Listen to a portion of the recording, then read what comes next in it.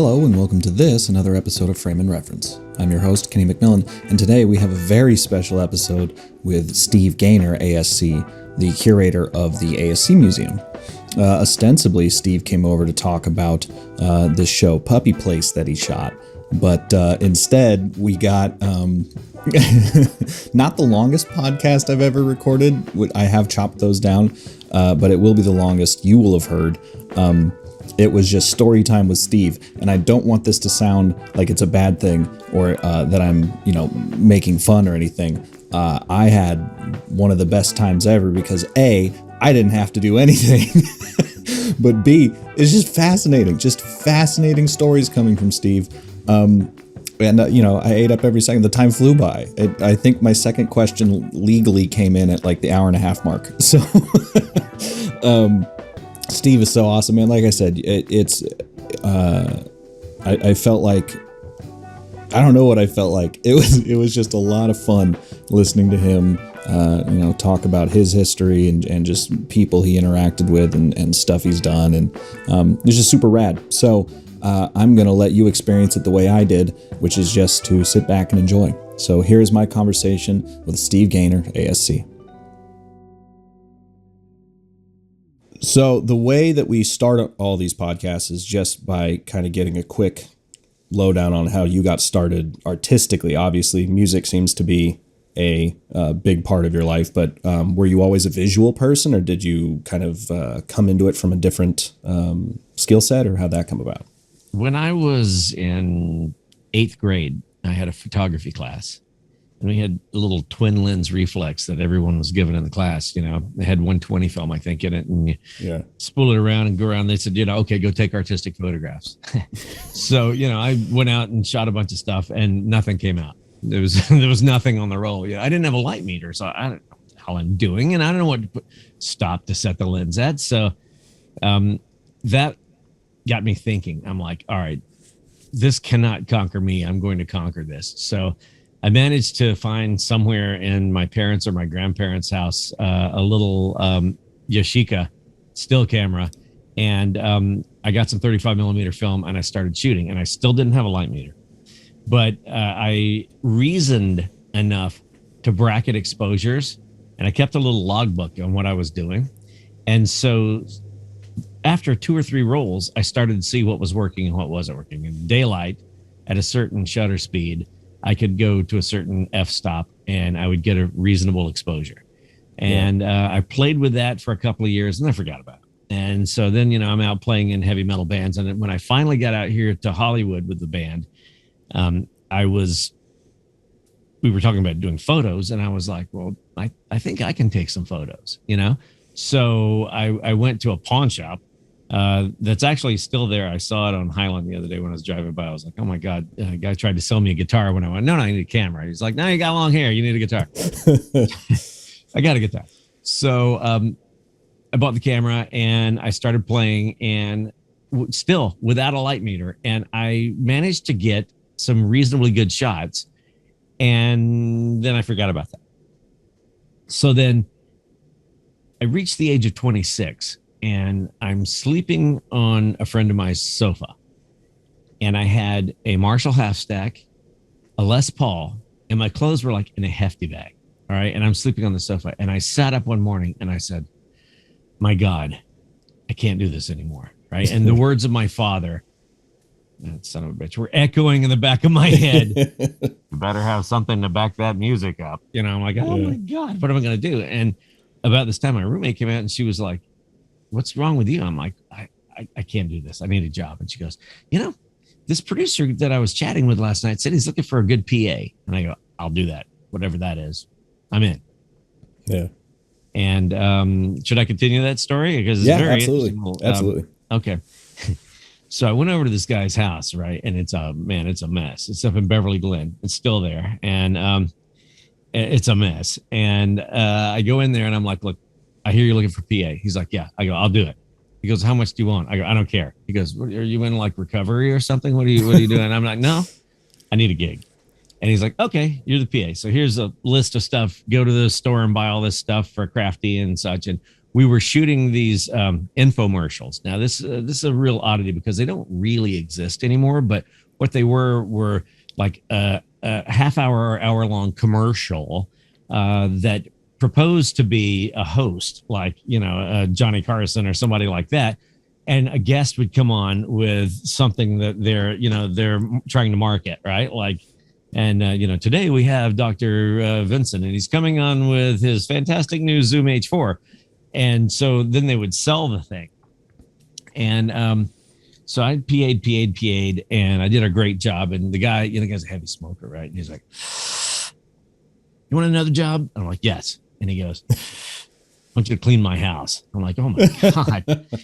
Same pay? He's like, "Yep." I'm like, "All right, I'll do it." So I cleaned his house. Now I'm making a little money. I'm making $60 a day or $40 a day, whatever it is.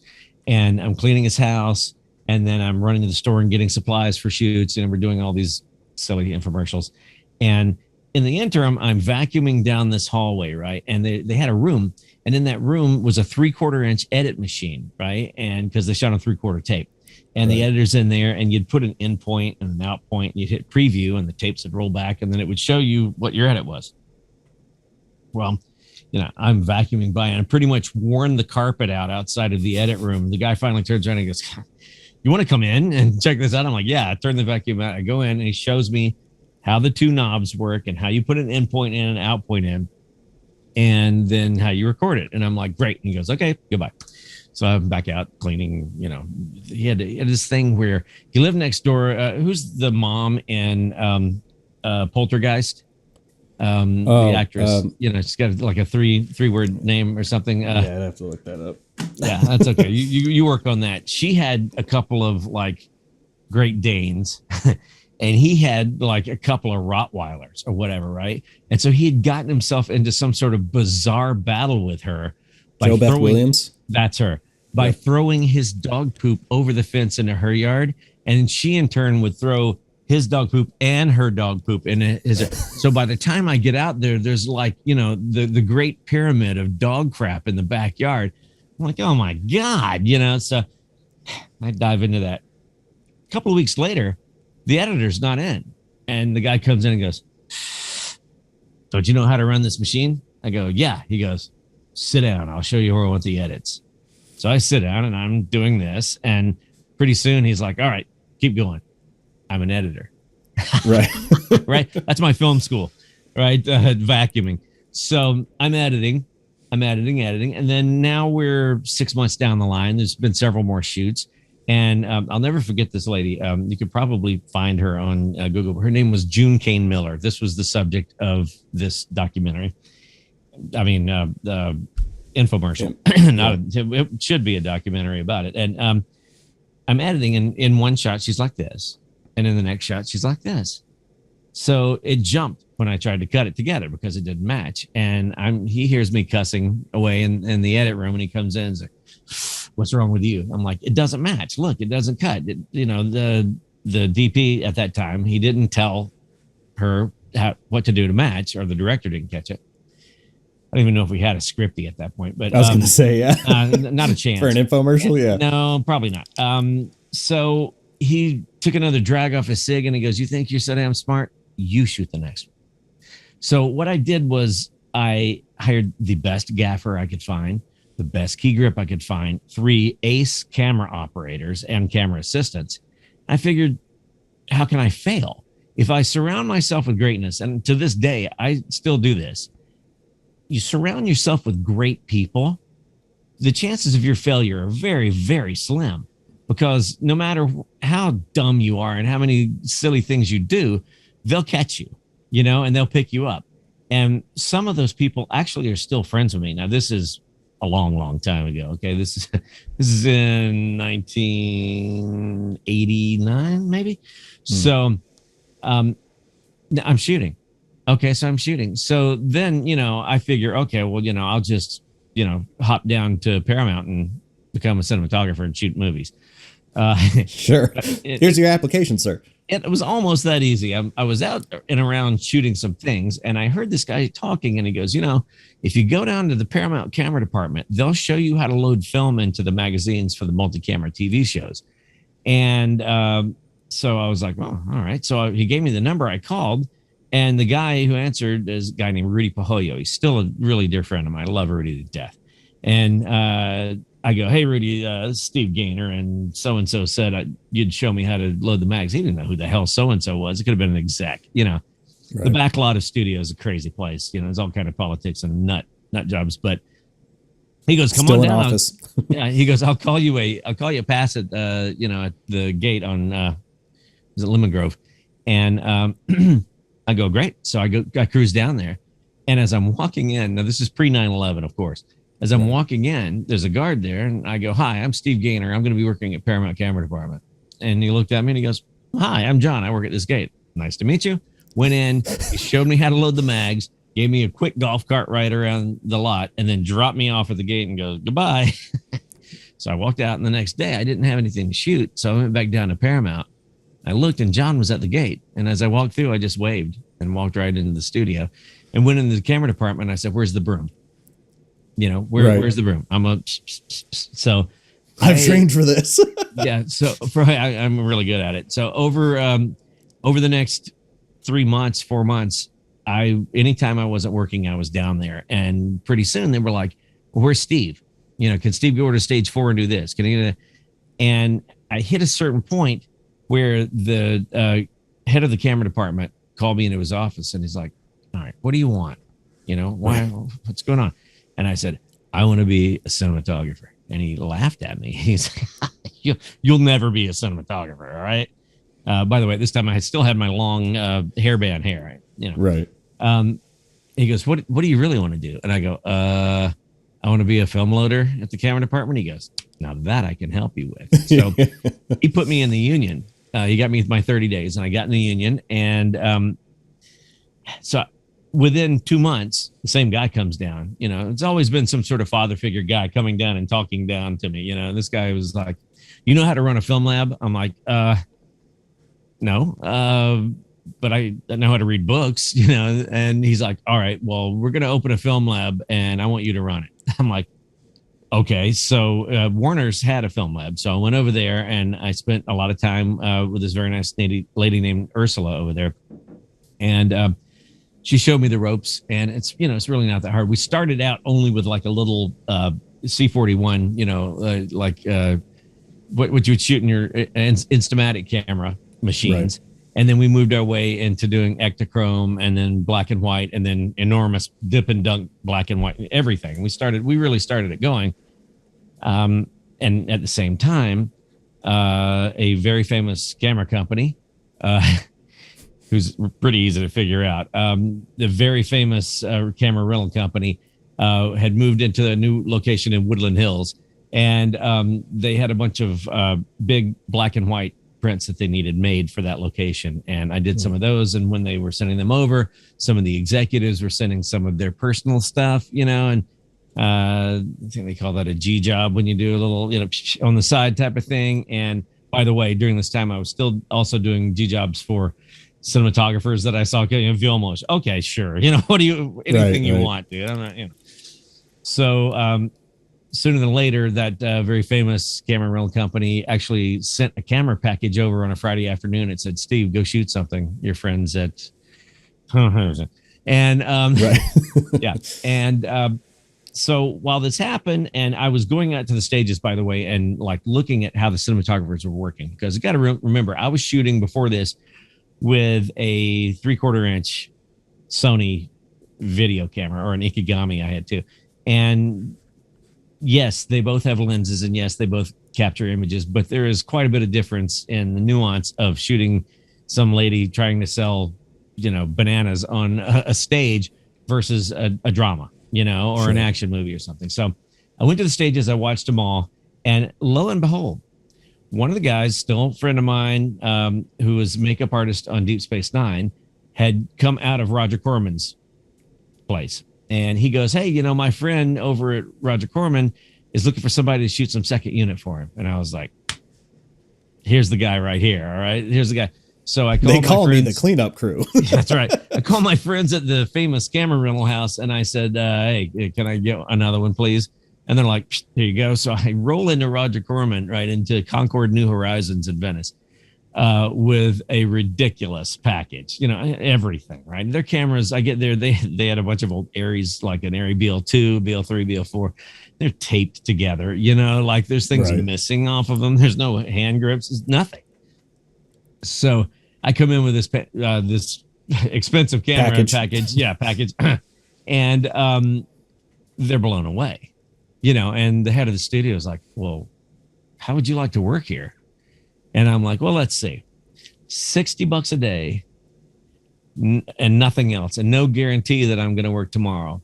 Or I have a 5-day a week, 9 to 5 studio gig, full union benefits. And at that point, about a month of paid vacation a year.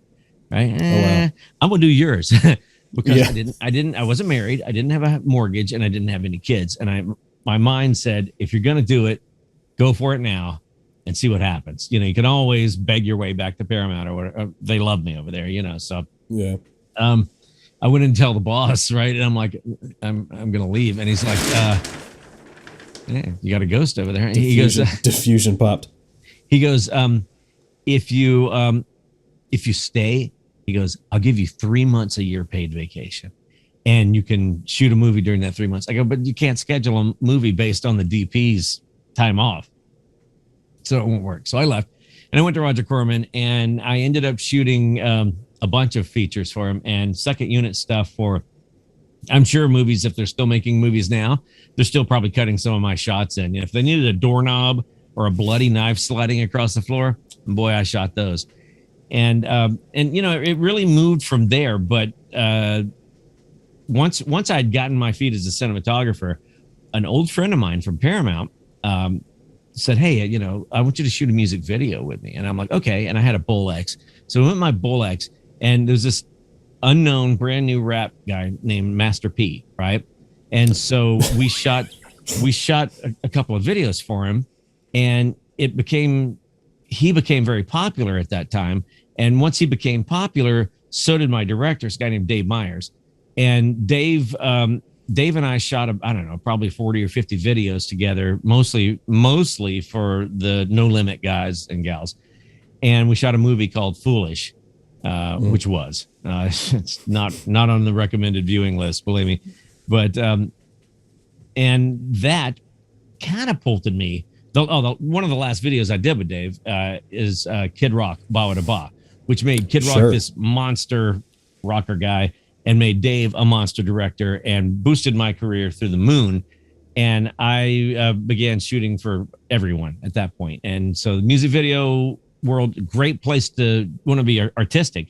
That's your place, because even absolute failures sometimes are looked upon as, oh, that's kind of an artistic shot.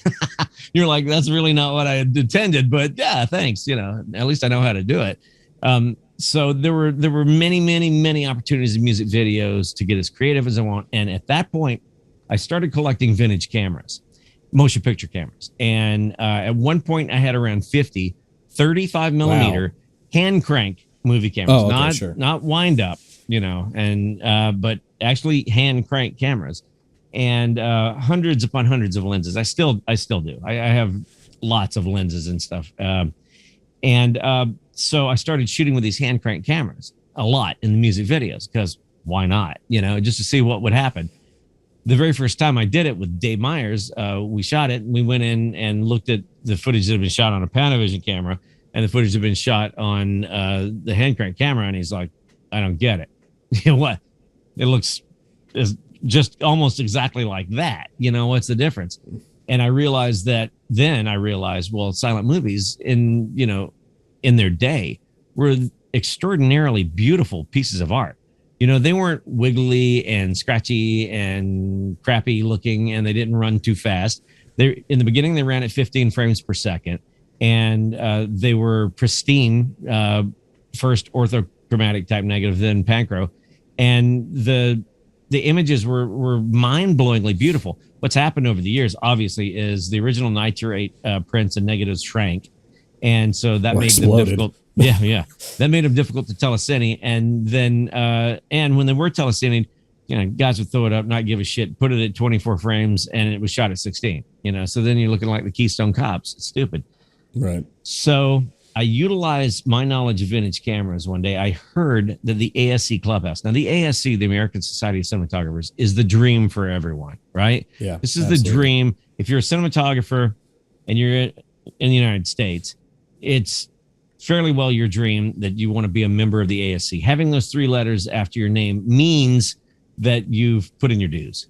It means Right. that you're capable. It means maybe that you're an artist, or that at the very least you're incredibly efficient and proficient at doing the craft.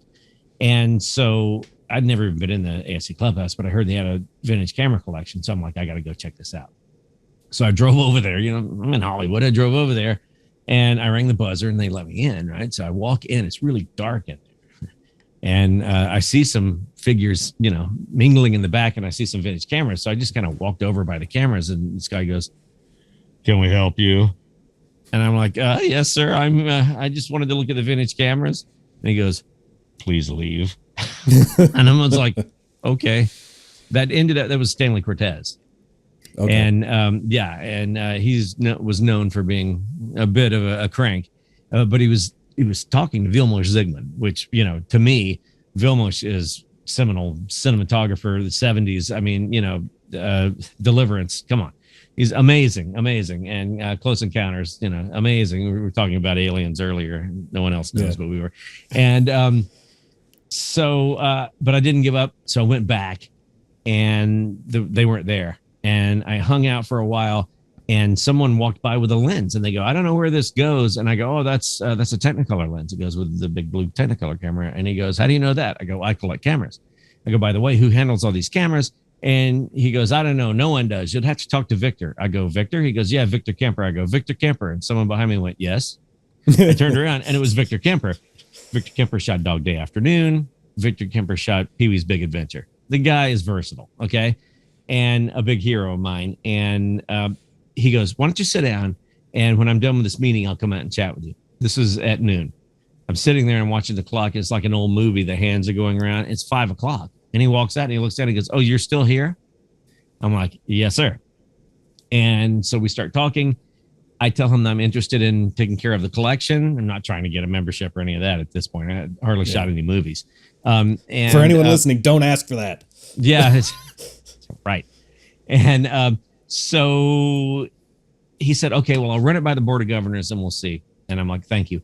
Now, I've since learned that the Board of Governors at the ASC, and pretty much at any corporation or business or nonprofit, whatever it is, it's a treacherous, kind of a slimy slope to get involved in, because it takes them a long time to make decisions. You've got, in our case, we have a grouping of incredibly talented artists that are all sitting and that are opinionated and that are trying to make a decision on one little thing, and it can take sometimes months. So 6 months later, my phone rang. I had given up. I'm like, "Oh," anyway. And he goes, "Okay, I spoke to the board and they'd like for you to come in and talk to them." So I went into the board meeting, and sitting at the board meeting were a bunch of the DPs that I'd done G jobs for at Paramount in the photo lab. Yeah. Yes. And they're like, "Oh, Steve." And I'm like, "Oh, okay. Sweat stopped." And so I became the curator of the ASC Camera Museum, which I've done now for about 20 years. And a bunch of my cameras have moved in there. As you can see, I don't really have room for them. And plus, what are you going to do with an old film camera right now if you don't have the budget to shoot a bunch of film? Yeah. It's a great dust catcher, So my primary focus in the past 8 years or so has really been on lenses. And one of the things that inspired me the most is early on in my career, I read an ASC book that's called The Light on Her Face. It was written by Joseph Walker, ASC, who was Frank Capra's cinematographer on almost every film Frank Capra ever shot. And Joe was a lens nut, and he invented his own lenses. I have several. And he invented the zoom lens. He invented the spot meter. And when I would do music videos, since I lived down in Hancock Park, I would usually drive past Sunset Gower Stages, which is the old Columbia Studios, at 2 a.m. when we wrap. I'd roll down my window and go, "Hey, Joe Walker," because I knew no one had done that in 50 years or whatever. And one day, early on, 1998, in the infancy of eBay, I bought a leather camera case on eBay, and right in the beginning of eBay, believe it or not, you could click on someone's profile and see their phone number, their address, everything. Yeah. You know, and I guess after 10 or 20 people were murdered because of that, they stopped doing that, but or stalked. So this guy shows up at my house that sold me this thing and goes, "Hey, I want to take you down to Long Beach and show you this vintage camera." And I'm like, all right. So figuring that out, he would either kill me and then find me and, San Pedro floating under the bridge or whatever. So he took me down there and there was a camera and it was a Mitchell camera. And it, in fact, belonged to one of Joseph Walker's camera assistants who had become a cinematographer later. And I saw a photograph of that guy. Al Keller was his name. And behind Al Keller was Joe Walker. So the guy that owned the camera store that had this camera came over and he goes, "So you want to buy this camera?" I go, not really. I go, "But you see that old guy in the background? If you ever had anything that belonged to that guy, I'd sure love to buy it." And he goes, "You mean Joe Walker?" And I'm like, and he goes, "I own his estate." Oh, damn. And I'm like, "Really?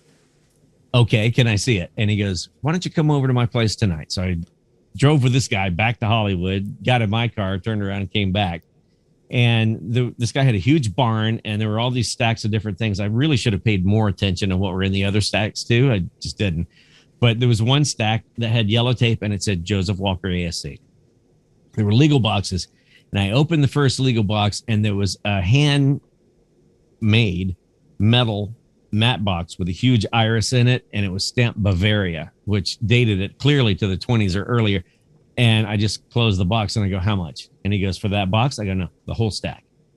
And he goes, "Well, here's the story. When Joe was about to die, he knew that no one in 1981, no one was interested in old camera stuff, let alone an inventor's lenses and things, right? So he gave them to Al Keller, who was his old assistant, and said, 'See if you can find somebody.'" So Joe died. And then like 6 months later, Al died. So his widow was stuck with all this crap. And she contacted the guy that owned his camera store and said, "Look, find somebody that knows who Joe Walker was." So he goes, "You're the only guy that I've ever met that knows who Joe Walker was. So, excuse me, how about $750 for the stack?" Here's the think check. about it. Yeah. No, I'm driving as quickly as possible away from Long Beach with all this stuff in the back. Now, believe me, when I say I had 50 cameras, having 50 cameras means you have 5,000 things, right? A camera, as you know, is not just a box. It's magazines and lenses and belts and cables and batteries. And so my apartment was pretty full and I was about to get married. So I was hastily going through my stuff and putting as much of it in the ASC as I could.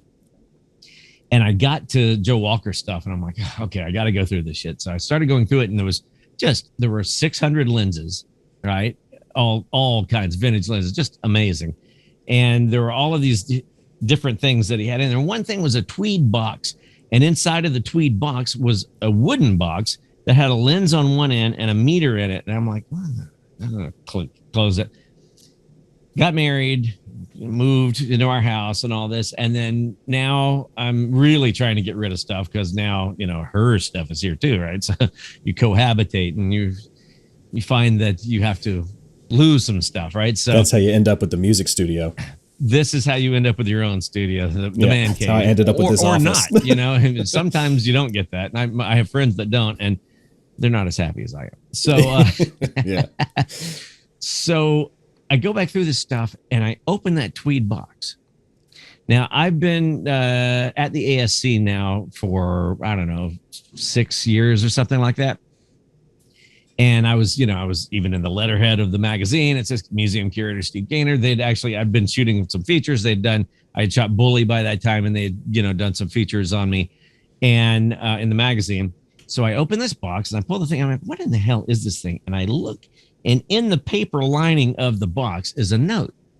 And I pull this note out and in two handwritings, one, which was Joe Walker's earlier handwriting, it said, "My comparator makeup meter. This was the original spot meter." Oh, and wow. Written in his really old handwriting, it said, "For the ASC Museum, ? That's amazing. My mind exploded. I'm like, what are the chances that this stuff, just this detritus, is going to float around Southern California, not go in the landfill, end up in a barn in Long Beach, and I'm going to be the one that goes and picks it up. And 2 years later, or whenever I finally open it, it's going to say for me. And so I rushed it over to the clubhouse, right?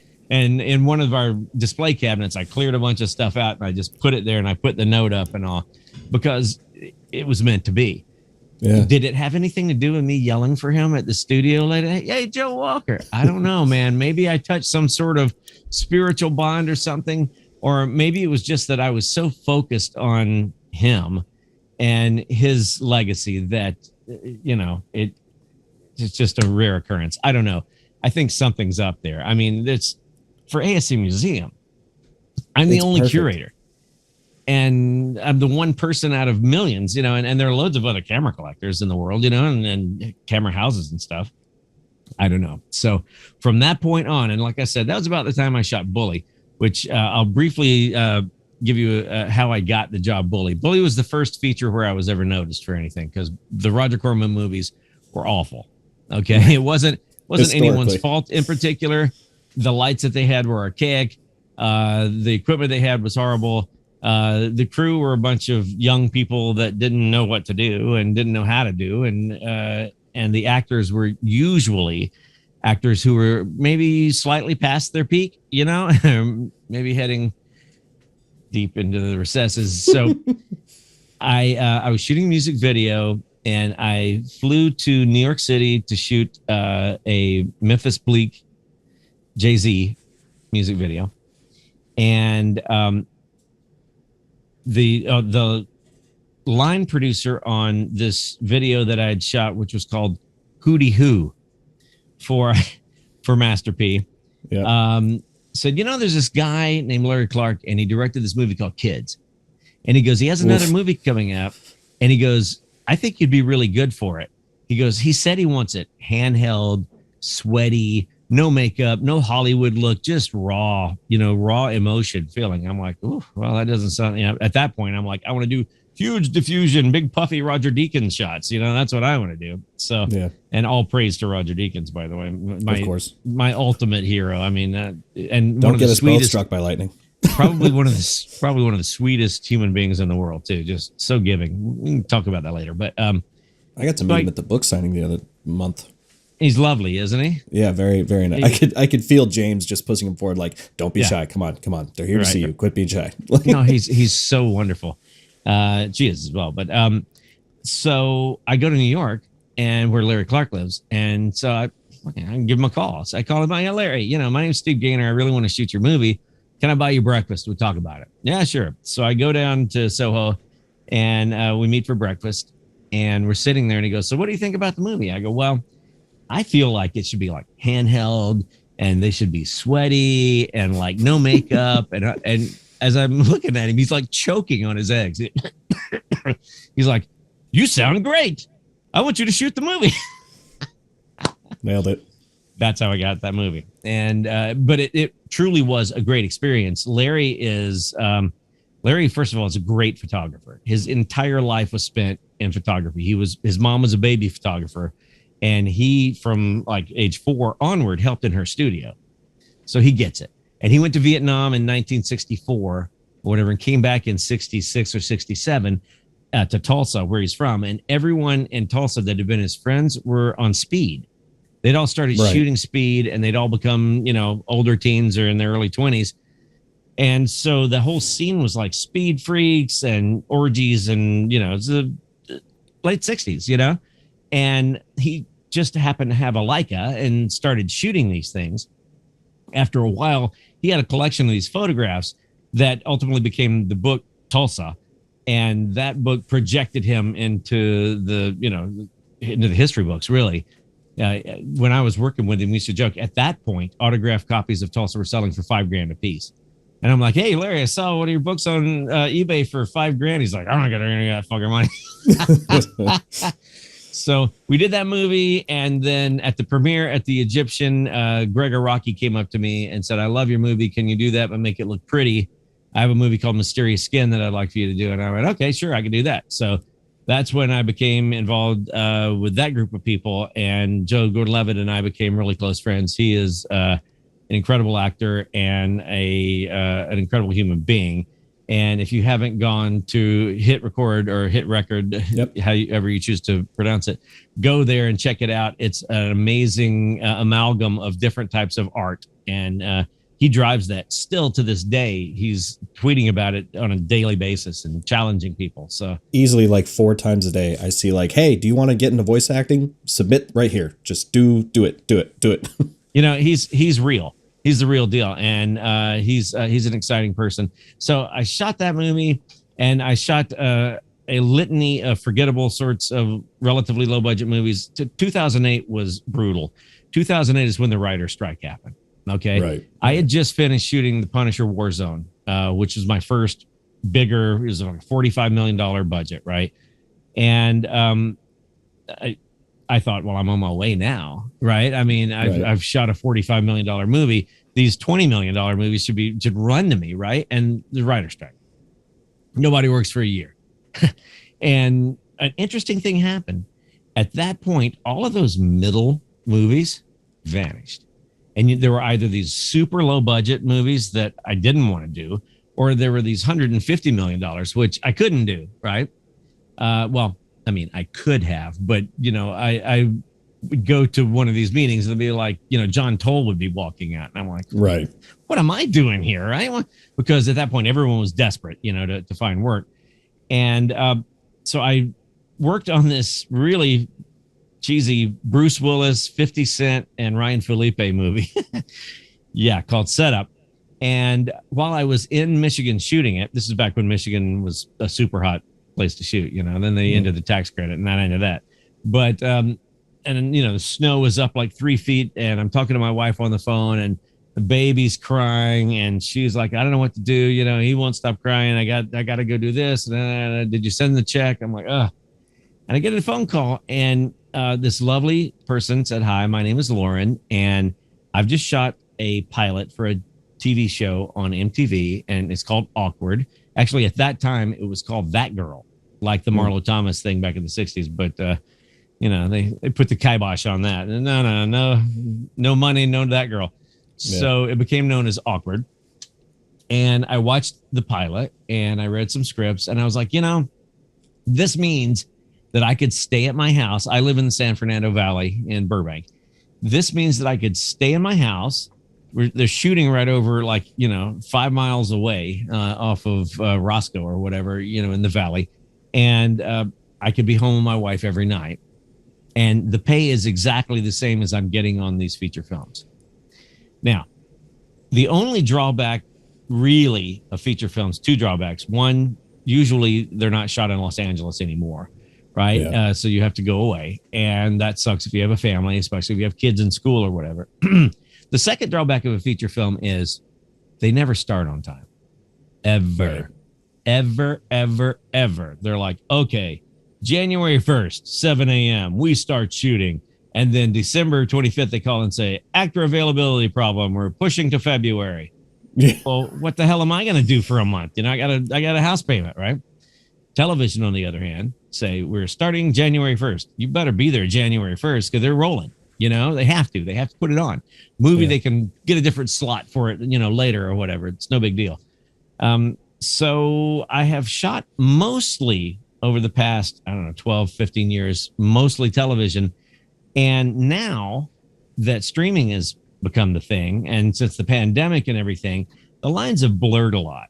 You know, it's like you look at some of the series that are out there, so-called series, and you look at feature films and you go, well, shit, you know, they're the same almost, you know? I mean, clearly some of them have a lot lesser budgets, but the fact of the matter is it's constant work. It pays good. And also in series, after the first season, usually the cinematographer gets to direct a couple. Right. Oh, and that happened on Awkward. I think I got the DGA and, you know, this residual. What is this residual you speak of? You know, I've never heard of such. I get paid after the job's over. Well, I thought I just was paid for the day I worked. Yeah. So So that is a big plus, because on a feature, you're probably not going to start directing any of it unless the director falls off a cliff or something. So we hope that doesn't happen. I really have enjoyed myself, especially in these past few years. And that kind of brings us up to a couple of years back. I was contacted by my friends at Apple TV. And they said, we have this new series. At the time, they were calling it Astro. Now, Apple is like very, very private with their stuff, right? It's like anything that they have is as secret as the next iPhone. And right. They don't like to talk about it. There's no advanced PR. It's just like, oh, it's here. Here it is.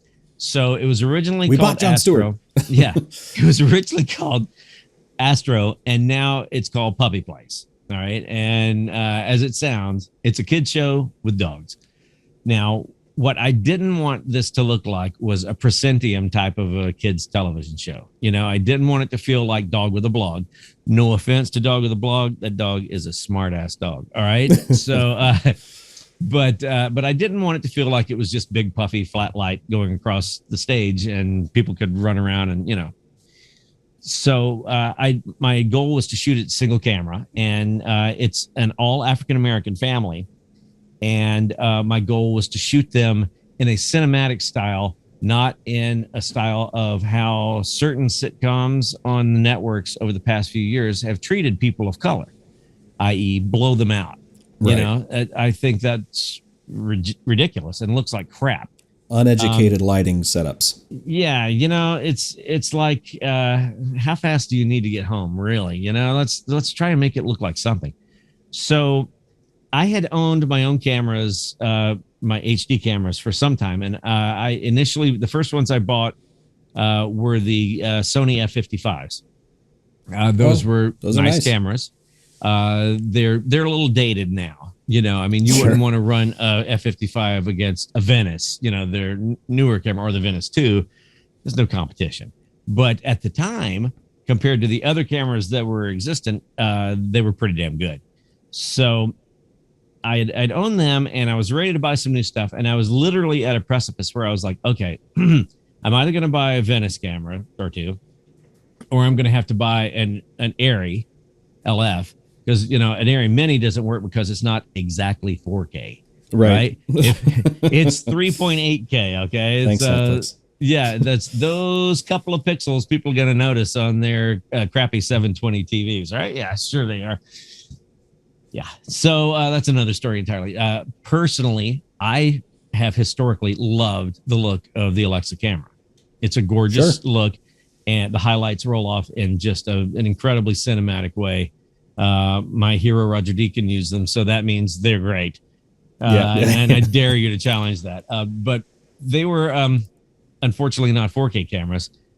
And I saw a blurb for Blackmagic. Now, my experience with Blackmagic to that point had only been in the Blackmagic 4K pocket camera, the Micro Four Thirds camera. Right. And I'd done some really cool stuff with that. Remember, I have a lot of lenses, and that includes a lot of 16 millimeter lenses. Oh, oh man, that really, because that unlocks a lot for those cameras, having just a whack of lenses.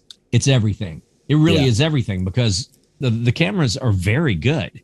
Those 4K cameras are very good, and they create a really pictorial sort of image. So if you team them with a vintage lens that doesn't have too much fungus or whatever in it that will still focus, then you can get some very, very interesting images. And I did, and I love that camera. And I saw the blurb for the 12K, the Mini 12K Pro.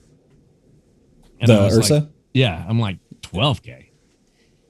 Who the hell needs 12K? But, does it, will it sample at 4K? So right. The answer is yes. And another unique factor of it was that it was a new sensor that was not a Bayard sensor. So the pixels weren't in layers.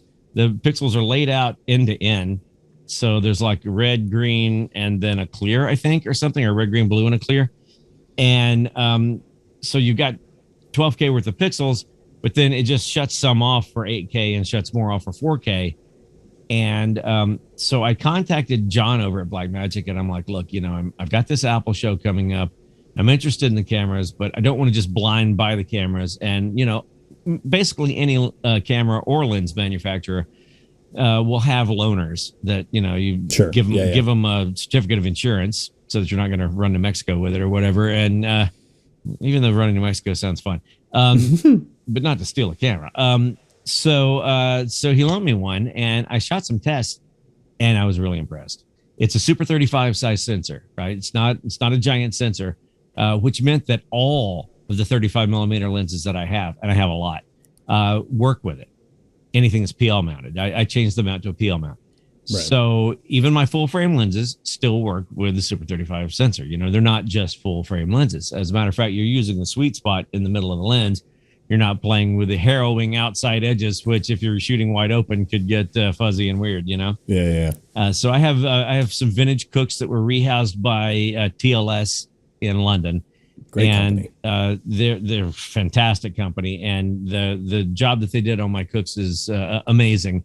So I had the Cooks, I had a bunch of zooms, and I've since kind of peppered in a bunch of modern stuff. Like I've worked in, if you Google me, you'll see some videos and things that I've done with the Korean company Zine. I was going to ask about that. Yeah, they have their full set of full frame lenses. And I discovered those, oddly enough, I have in the past and hope to very shortly again, since my show just ended, worked with the director, Joseph Kahn. Joseph Kahn is a super brilliant guy, man. He is a great artist, and he is the most studied creative guy in the commercial world that I've ever come across. And he takes, any movie, he'll take the movies that he truly likes and he'll reverse storyboard the movie. So he understands the process.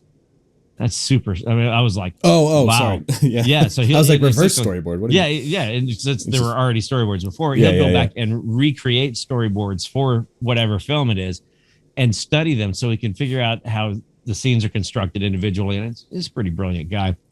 He told me, he goes, there's this new company that has these lenses and they're really fast and they're full frame. Check it out. They're Zine.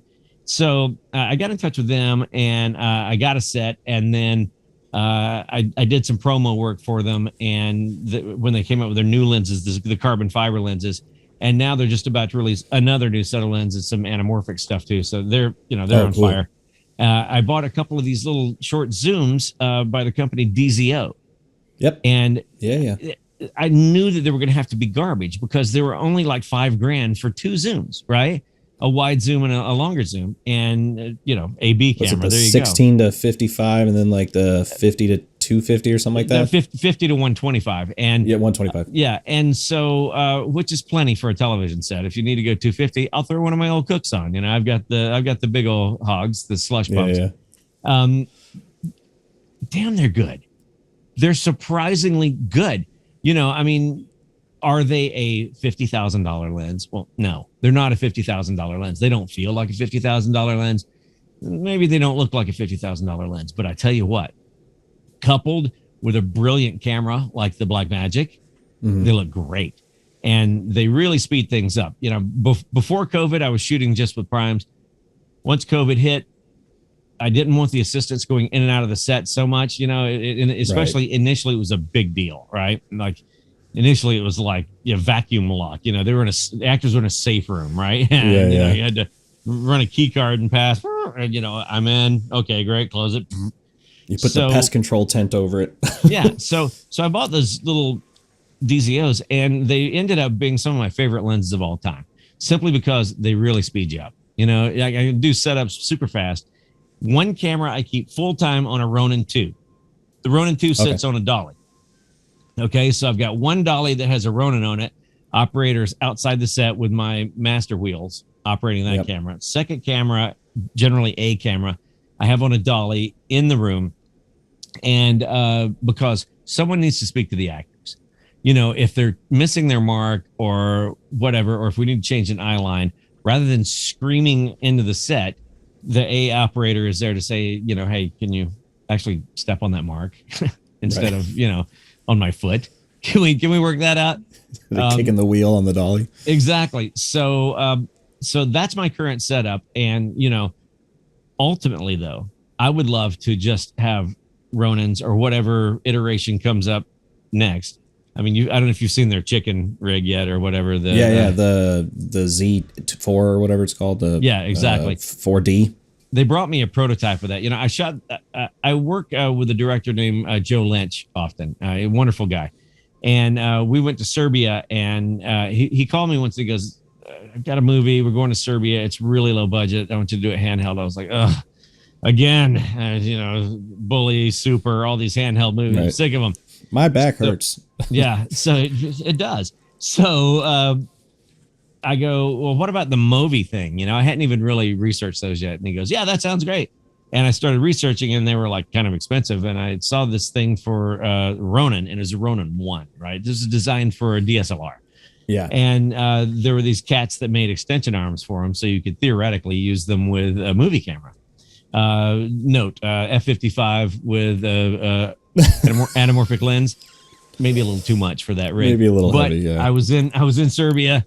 I had 2 of them, and we shot the whole damn movie on the Ronins. The first movie ever shot entirely on Ronins. When I got there, the Serbian camera crew who I'd already done one movie with over there. They come to me and I go, and here's how we're gonna do it, the Ronins, and they're like, and they start speaking in Serb, and then they look at me, and the one guy goes, it is not possible. I go, you got to change your attitude, bro. We got to make this happen, man. So we did it. So ultimately, I'd love to have 2 remote cameras, right? So there's not so many people sucking up air on the set. I feel like it's good, especially for the actors, because, anytime there's someone that's like really laser focused on you for whatever reason, it's a bad thing. Assistants don't do it anymore. They're no longer in there pulling tapes and setting the marks and all. They're back watching a monitor with little red dots on it, keeping you in focus, right? That's how it is now. So there doesn't need to really be anybody in there except for maybe a dolly grip, and if you can knock a sandwich out of his hand, then you can get the move done. I'm teasing. Yeah. Love my dolly grips. Love every single one of them. Sorry, guys. So ultimately, it's come down to this. Right now, I'm shooting with the Blackmagic 12K cameras. I absolutely love them. I've shot 2 series for Apple on them. I can't mention the new one because it's still in the cloak of secrecy.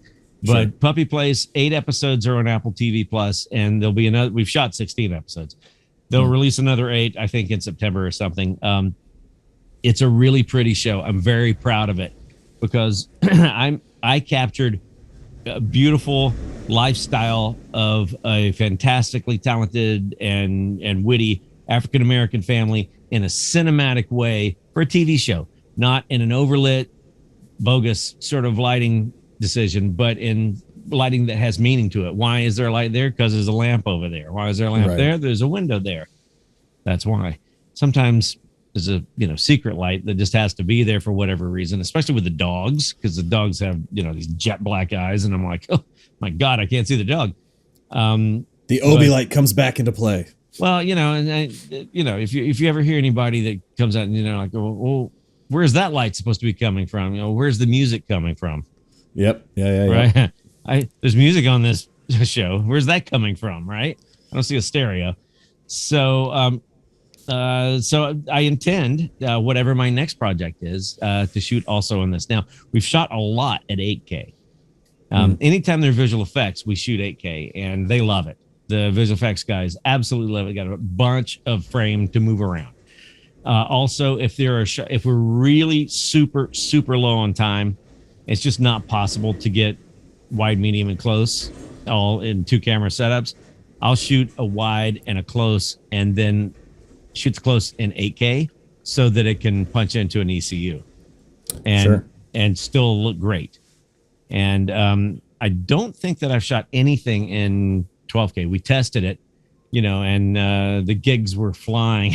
It's just like, wow, we need some big drives to do that. But that super sampled 4K looks great, because I think isn't that kind of why they built that camera? It wasn't necessarily for 12K, it was for like the full cut down 4K. Yeah, well, I'm telling you, to my eye, it definitely has the qualities and the beauty of the Alexa sensor.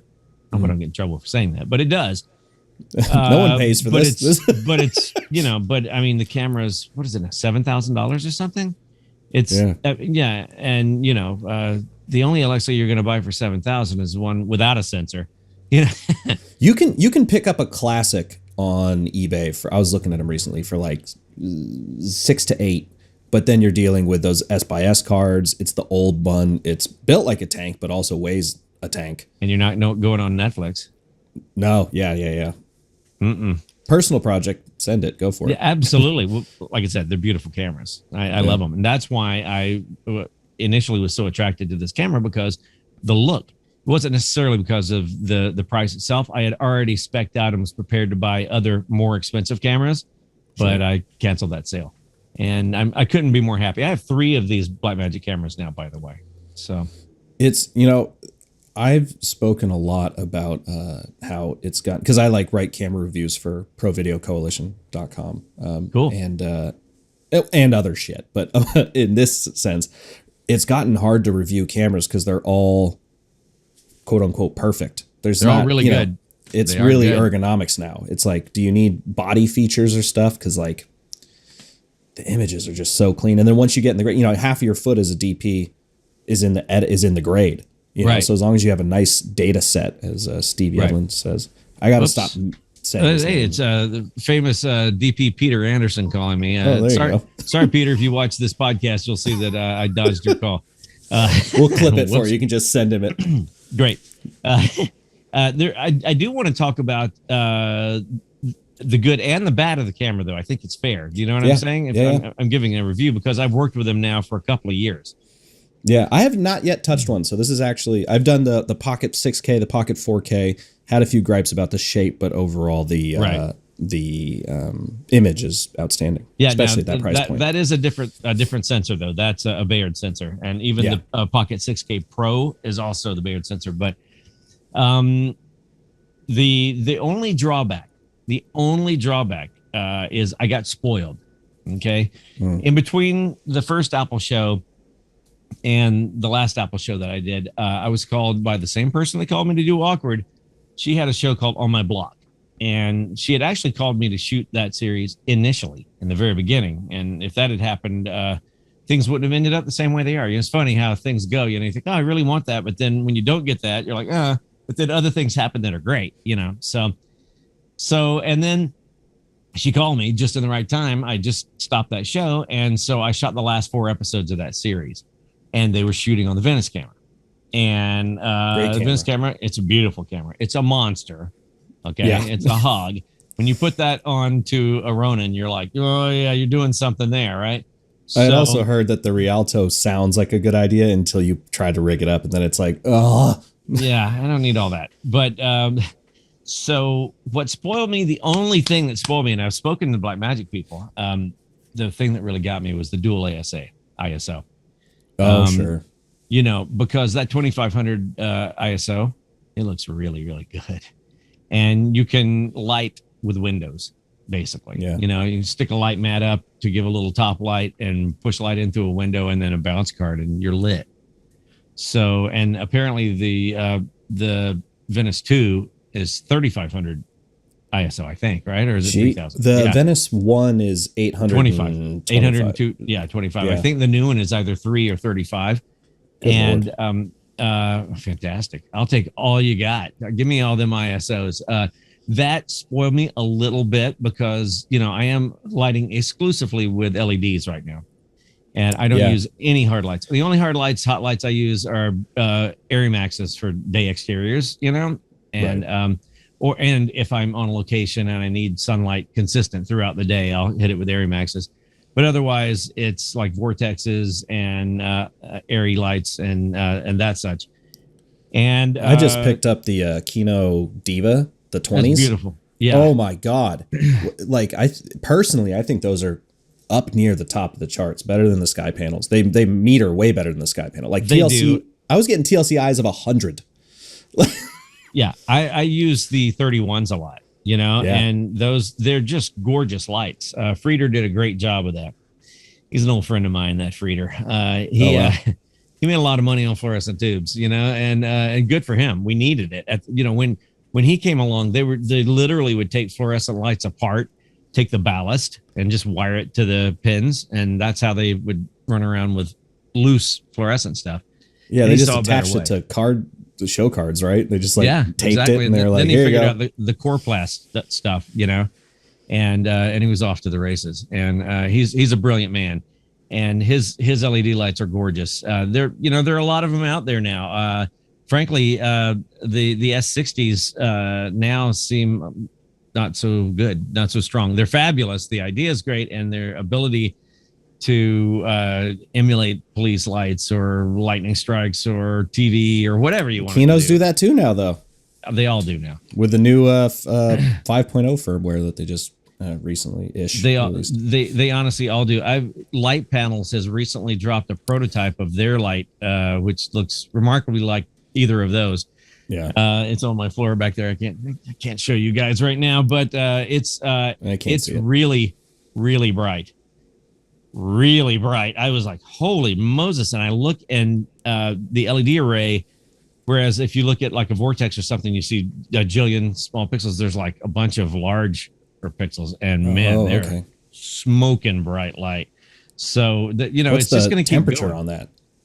Variable, anything you want. It's completely. No, sorry, not Kelvin. Like heat. The IRA? Like, does it get real hot? There's a bit of heat that comes off of it. I mean, you can still touch it with your hand. It's not like a Mole 407 where you're going to leave your fingerprints on the light. Yeah. But it has a heat sink on the back and a fan like most of them do. And it's a prototype. They're just like, here, take this, run it for 1,000 hours, shoot some stuff with it, and give us feedback. So that's awesome. I love doing that. You review stuff. I review stuff. I don't do it online or professionally or anything. I just give them some feedback and say, this is great. That's the goal. I would much rather have input on a product than tell other people about the product. Cause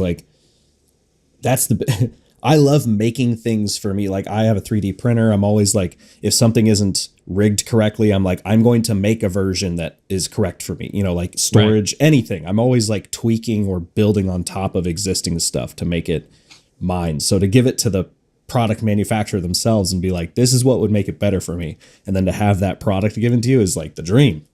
I think early on I was inspired by Eddie Van Halen, who made his own Strat, right, and sawed his Ibanez Destroyer up and made it a Shark, and all these. I was like, I had no idea you could do that with a guitar. I looked at my Les Paul. I'm like, where's my saw? But but the same thing goes for all this stuff and what you're saying. It's great. First of all, it's great to experiment. Yeah. What I loved back in the day, nothing more, was experimenting on film, because film is so variable, and whereas with HD, when it's under, you just see it, you know what I mean? And that's what it is. And really there's not much you can do. And when it's way over, there's not so much you can do. But with film, there might be something still there on either end of that extreme, And so that was a lot of fun to experiment with to ruin film. I mean, they used to do that thing called bleach bypass, where you would come out of developing tank and go right into a fixing tank and miss the bleach. And so all the silver stayed on the negative. And that's how you got, it looks like Traffic. You remember that movie, and get those where the color is skewed, and Saving Private Ryan famously. Right. And very, very expensive process too. They figured, hey, okay, we're not going to use the bleach. So that means we can save about $100,000 in chemicals a week, and we'll charge more. Yeah. Excellent. Perfect. We like this. Yeah. So, one thing. What else? I wanted to ask, because I had heard that you, at one point at least, were watching Blade Runner like 5 times a week. The new one or the old one? The old one, but I'm sure the new one as well. Yeah. It's Roger again. Yeah, just Roger. top of the Roger. Notice me. We'll drive by his house. Roger. Apparently, I live not near him, but in the same sort of general LA area. But I wanted to ask, because something that I've noticed with certain filmmakers or people who create things, that the fans of that product tend to know more about the product than the person who made it, because Star Wars fans know way more about Star Wars than George Lucas. Right. So I kind of wanted to know, like, what did you learn about absorbing that much Blade Runner? Like, what are things that that taught you, or that you could pick apart, or things that maybe you carried on into your own filmmaking career? You know, first of all, Jordan was incredible. All right. Yeah. And if you haven't seen that film, I have, but if you haven't seen it, watch it and absorb it. And it is his, I guess what I learned from him was how to be bold and how to be fearless.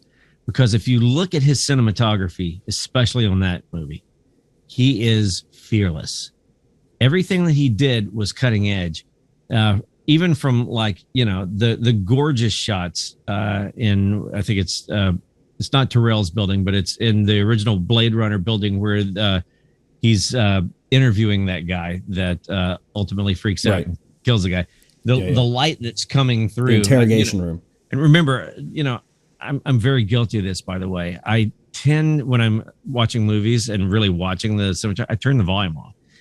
Sure. Yeah. And my wife does not like that part of it at all. Okay. She just doesn't get that. You know, I'm like, look, I don't want to be distracted by that. I want to just look at the images.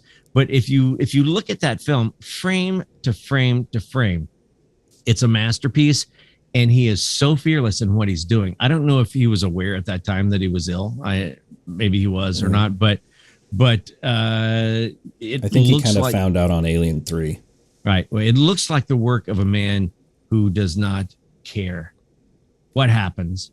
He wants to just go for it. And it is. And it affects me that way. I can watch it. And when I watch it, I'm pumped up. I'm like, yeah, man, I can do some great stuff like that too. You know, I'm just one light. Yeah. That's all we're using today, boys. One light, you know, and then cut to 10 minutes later. And I'm like, okay, give me a little fill over there. And another one. But, you know, that's a wholly different thing. I am a gigantic fan of anamorphic. Okay. That is, sure. I've shot 3 or 4 films myself in anamorphic and a billion music videos in anamorphic and commercials. And if I could only shoot in anamorphic, I would. There's nothing wrong with spherical. I think it's beautiful. I don't understand why the ASC and the Directors Guild and everybody else, the Producers Guild, let Congress decide that we needed a 16:9 frame to be the catch-all frame for everything, you know? Right. It's like that didn't fit anything that was being made at the time. TV was 4:3. Feature films, most of them were 1.85, right? Where's the 16:9? Where's the 1.78 in any of that? There's not, right? So it's cool. And at least it's a rectangle. It's not a square, or, you know, even earlier films were more of a postage stamp type of thing.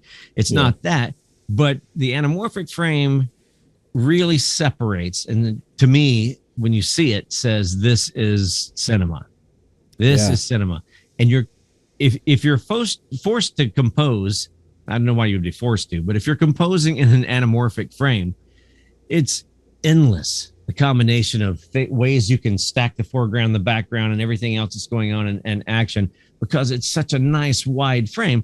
The trick is, of course, is finding a set of lenses and enough lighting to shoot with that, so that you don't have to shoot the darn things wide open.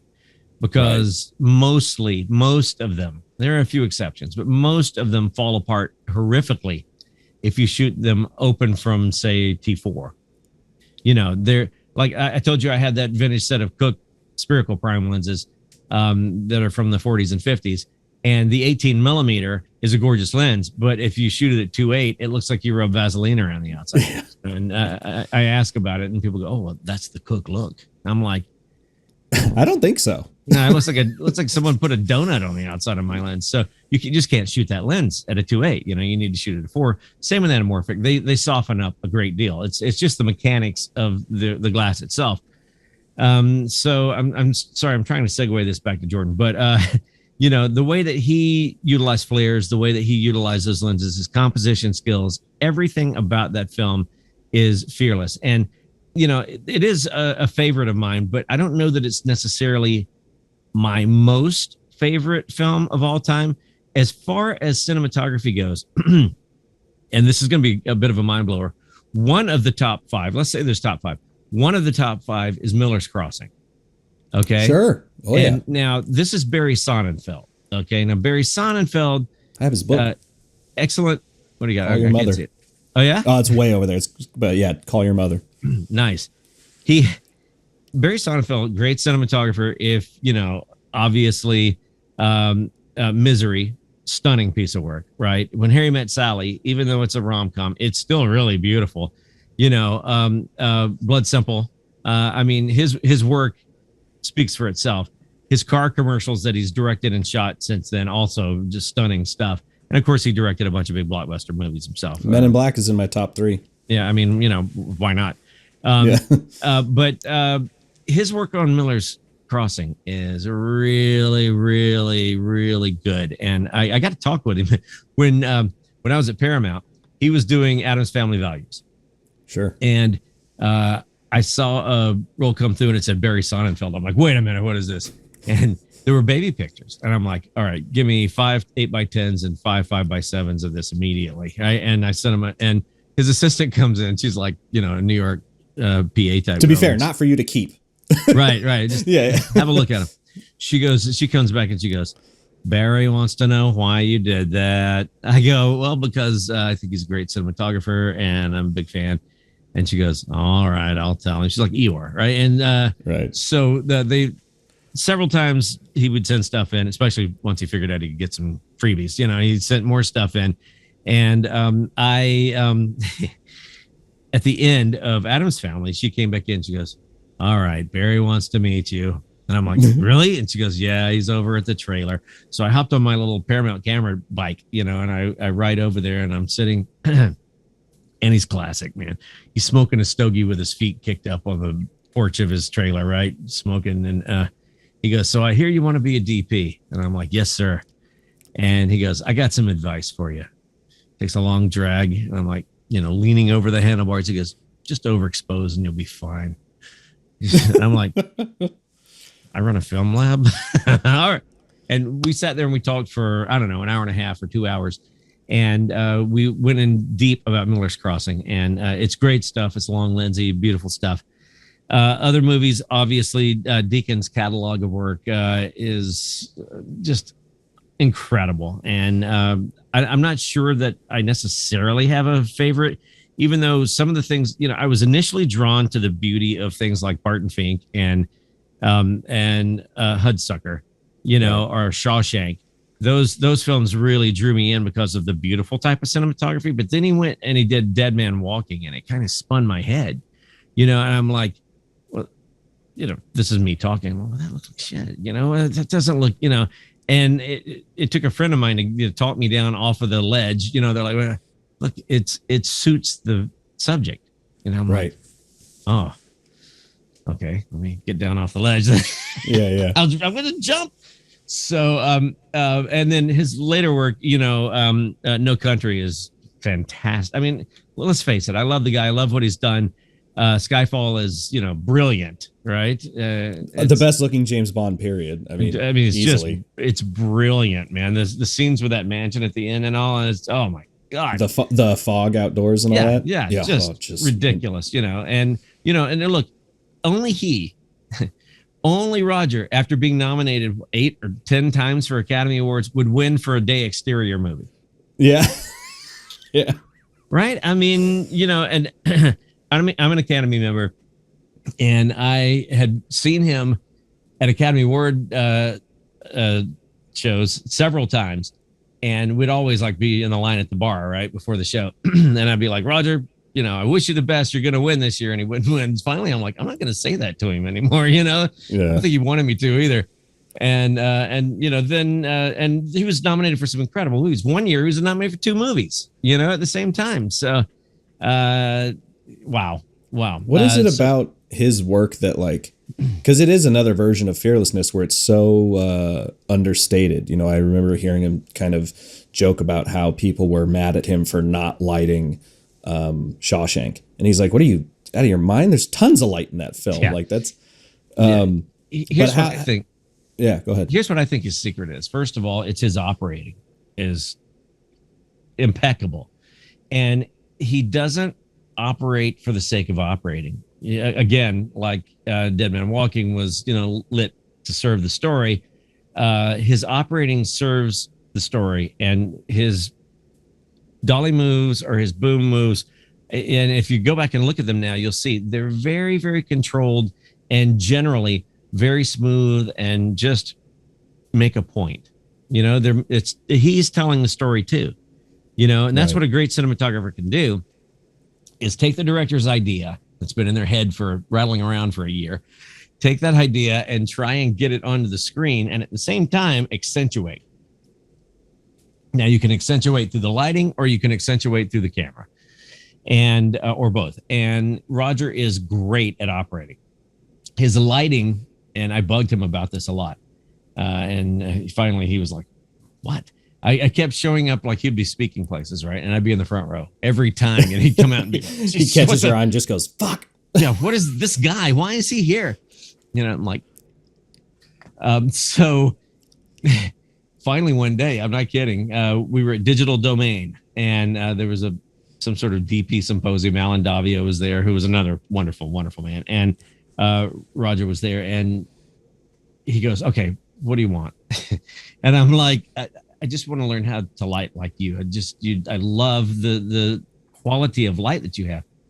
I go, and he goes, well, name a scene. And, I drew a blank like a moron, right? And I'm like, like in Hudsucker, in Hudsucker, in the boardroom where all those guys are at that long board table, and there's obviously a translight at the end, but there's walls behind them. How did you light all those people even? And for a moment, I thought that my hero was a mystic, right? Because he goes, watch it again and you will see the light. And I'm like, this is fantastic, man. He's giving me like some sort of, some karma thing, right? So I go back, and in the table, you can see the light reflected in the table, right? Like, oh, all right, I get it. But he also told me at that time about his use of shower curtain or half soft frost, which is a diffusion that cinematographers in the grips use to soften lights. And he would do multi layers. Oh, good. I'm getting a free solar call on my old landline that's over there. Press 1 to speak with the energy specialist. Yeah. So, depending upon how many layers of diffusion you use, the light softens. It also reduces the amount of light, but it softens it sometimes dramatically. Half soft. If anyone's watching, you can see the difference between 251 at the beginning of this conversation and a bare Kino now. Yeah, it's not bad, but you could use a little powder. So makeup. So this is a big thing, and this is a thing that I did. And for a while, my stuff really kind of had that vibe, of like a book light, or a book light is where you bounce light and then it comes off of the bounce back through diffusion, or you can do just a multi-layered diffusion with a light going through. Now that we have the LEDs, they tend to be a lot more diffuse than our older Fresnel type lights that we're all familiar with, the hot ones. So it generally can only take maybe just one layer of diffusion to get the desired effect that you want.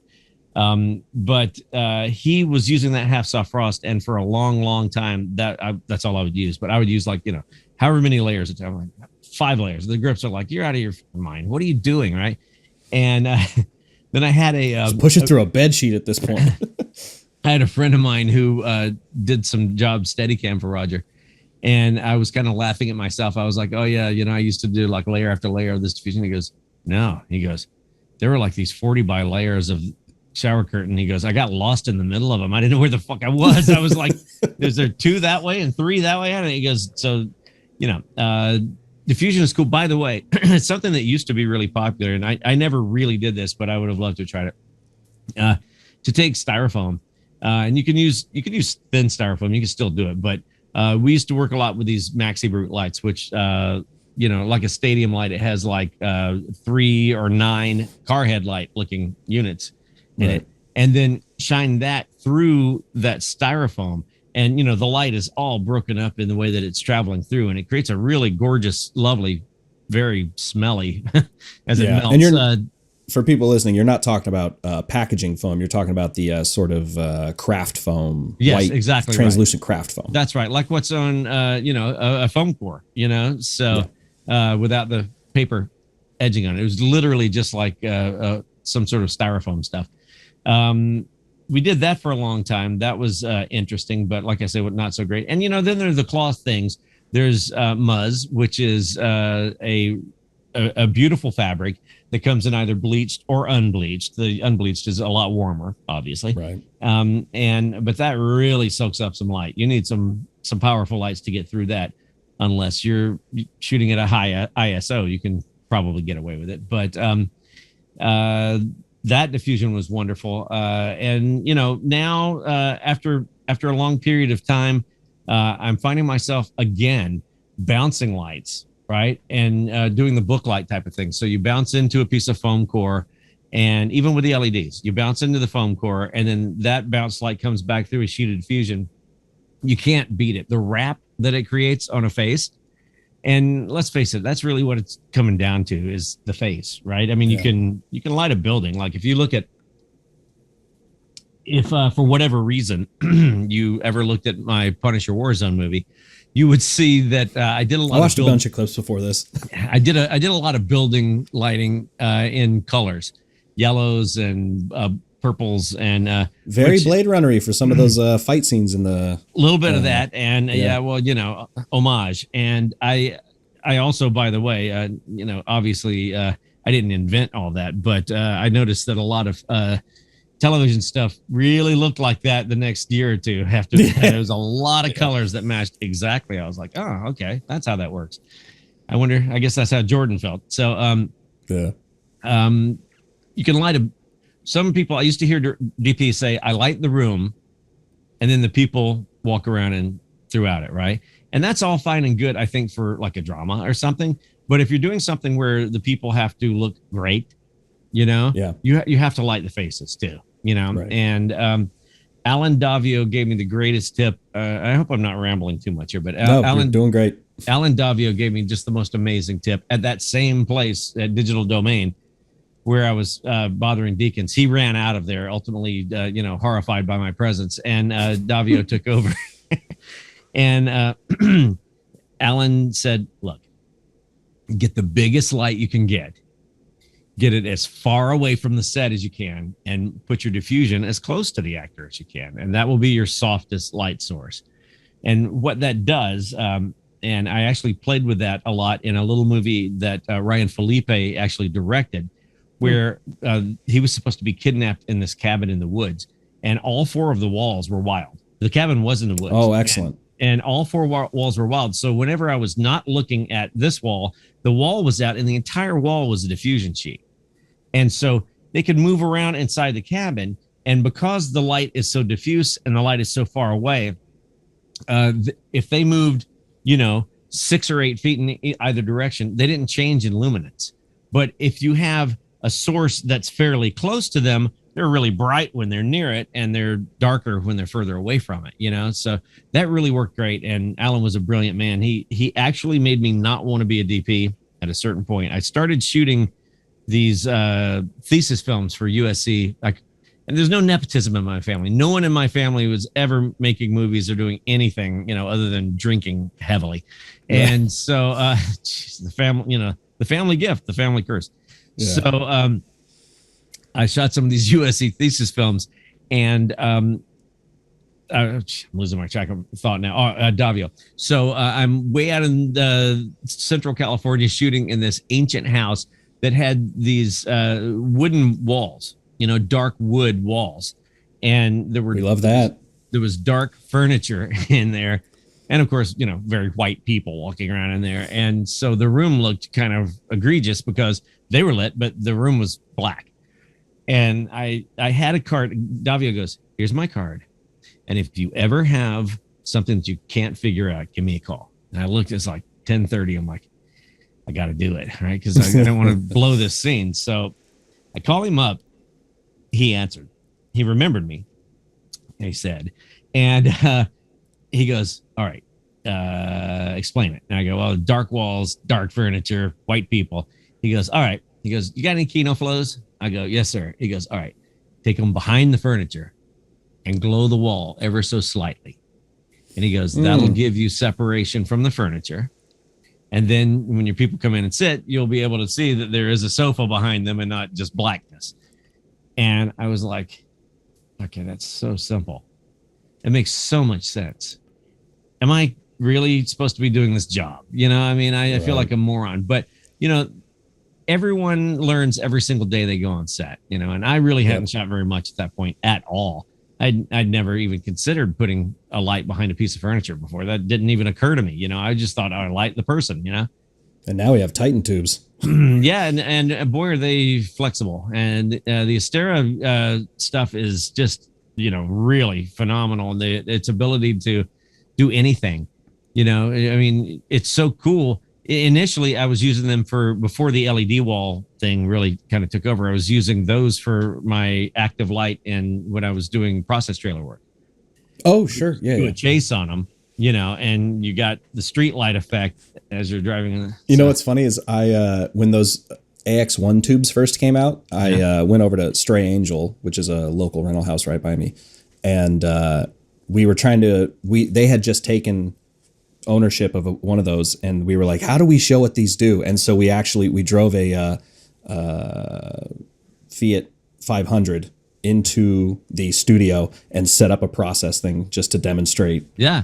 And did a review in the car with the lights going and all that. It looks a lot better than a guy on a ladder with a light going like that. It's like stupid. I'm like, that doesn't look real at all. So yeah, that was horrible. Process trailers, fortunately, are almost history at this point, thank God. Because no one likes breathing diesel all day long. No one likes sitting on the generator back up on the roof thing and your butt's burning and the director's screaming into the walkie and the actors can't tell what she or he is saying. And you have to stop for makeup and then the actors get hot and then they run the AC in the car, or they're cold and they run the heater in the car. But the volume walls really have been a game changer. The LED walls, I mean, that's really the way to do it. That if you could afford it, it's the only way to do it because it looks the most real. You don't have a trailer going as you're driving along. And, you can't just clamp a camera onto a Hostess tray and drive it off into the night and get what you want. You're not going to get what you want. So in that movie Bully, again, to the learning, I love talking about my mistakes because now they're fairly funny. I don't cry very often. Right. In Bully, when the two boys are in the car and Marty Puccio, the bully punches Marty Puccio in the car. When he goes forward, there's a rail that's sticking up that I couldn't see when I was framing it up because the actor was sitting there. Right. Oh no. And as he leans forward to punch the guy, there's a piece of speed rail sticking up from, the process trailers have speed rails that go up for safety. They have rails that go around, and the key grip had left that particular one there, and it's forever in the movie. It's there still. I was like, are they ever going to do like a 4K version of Bully? Because I'll go in there and clean that up real quick, but no, not so much. So, but I'm really glad that we're not doing process trailer work anymore. That's for sure. I quickly wanted to ask, kind of going back to the color and lighting, and now with LEDs and stuff, is with film, it felt like mixing color temperatures when chosen was generally kind of dramatic, and it feels like digital doesn't see that difference so much. Like you can get away with a lot more. And I was wondering how you approach creative mixing of color temperatures, and when maybe you would lean on either gels or something more like an RGB scenario to drag that separation out maybe. At the moment, because I'm doing television, and we have the last show had kids, and so you got to go. You got 8 hours with the kid and they're pumpkin, right? And you're done, which is good in some regards because nobody really wants to work 14 hours a day every day. No one. And although my key grip occasionally says he would really like to get the hours, but overtime. Because I'm just doing the LEDs, I don't have that distinction of really being able to use gels on the hot lights anymore. And I'm not using any gels whatsoever as far as color on the sets. What I think makes it more effective is not having certain colors in your spectrum. In other words, the LEDs can do dramatic things, and they can get some pretty like oversaturated colors that are gross. And I don't know if you ever worked with any of the really early LEDs. They were all like blown out, burned out, ugly looking crap, right? Yeah. But to me, as far as lighting a set, it's what you don't put into the set that is the go juice. That's the good stuff. Is like, you want people subconsciously, I think, to want, they're looking at the scene. It's a cold blue wash, right? And they're just wanting for warmth. Their mind goes, this is cold. This is perilous. This is sad. This is not, and I wish it was a warm, sunny day, right? And on the other hand, when you're doing a day scene, and I've really played with this a lot lately. It's funny that you mentioned it, but the color temperature itself, I've found myself going a lot to 2800 Kelvin, which is quite a bit warmer than on the light or on the camera? On the light. On the light. Yeah. And just to get that extra saturation in that warm level, and the lights are so pure that you can do it, and it doesn't really stink the image up in a way that it would years ago if you were shooting with a red one. That you'd have, you'd have had an issue with that. But they make great stuff now. Yeah, and notoriously daylight loving those old original reds. 320 ISO. Not really, but it said 320 on it, so hey, it must be 320. I was telling someone earlier today, I was when I was shooting Super, James was like, I want to do this all handheld. I'm like, ugh. And he's like, and I want you to operate it. I'm like, well, who's going to light it? Right. So to me, it's not one of my favorite looking films that I've ever worked on. That's for sure.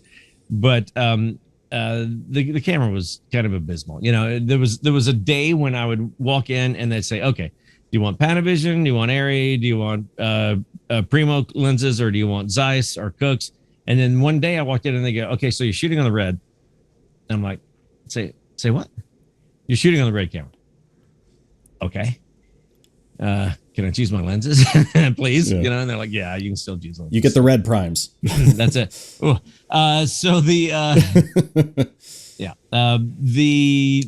new changing subject a little bit, but staying with that, the new emulsion is really lenses, because the cameras are so great that there's really a battle royale out there in lens land for all these top companies and smaller companies like some that I mentioned earlier, who are really trying to woo people away with some of their more exotic lenses. And I've just been given a set that I can't really talk about from a different lens manufacturer that they have experimented with coatings, and they've come up with a coating they feel is representative of a vintage lens, whatever that means.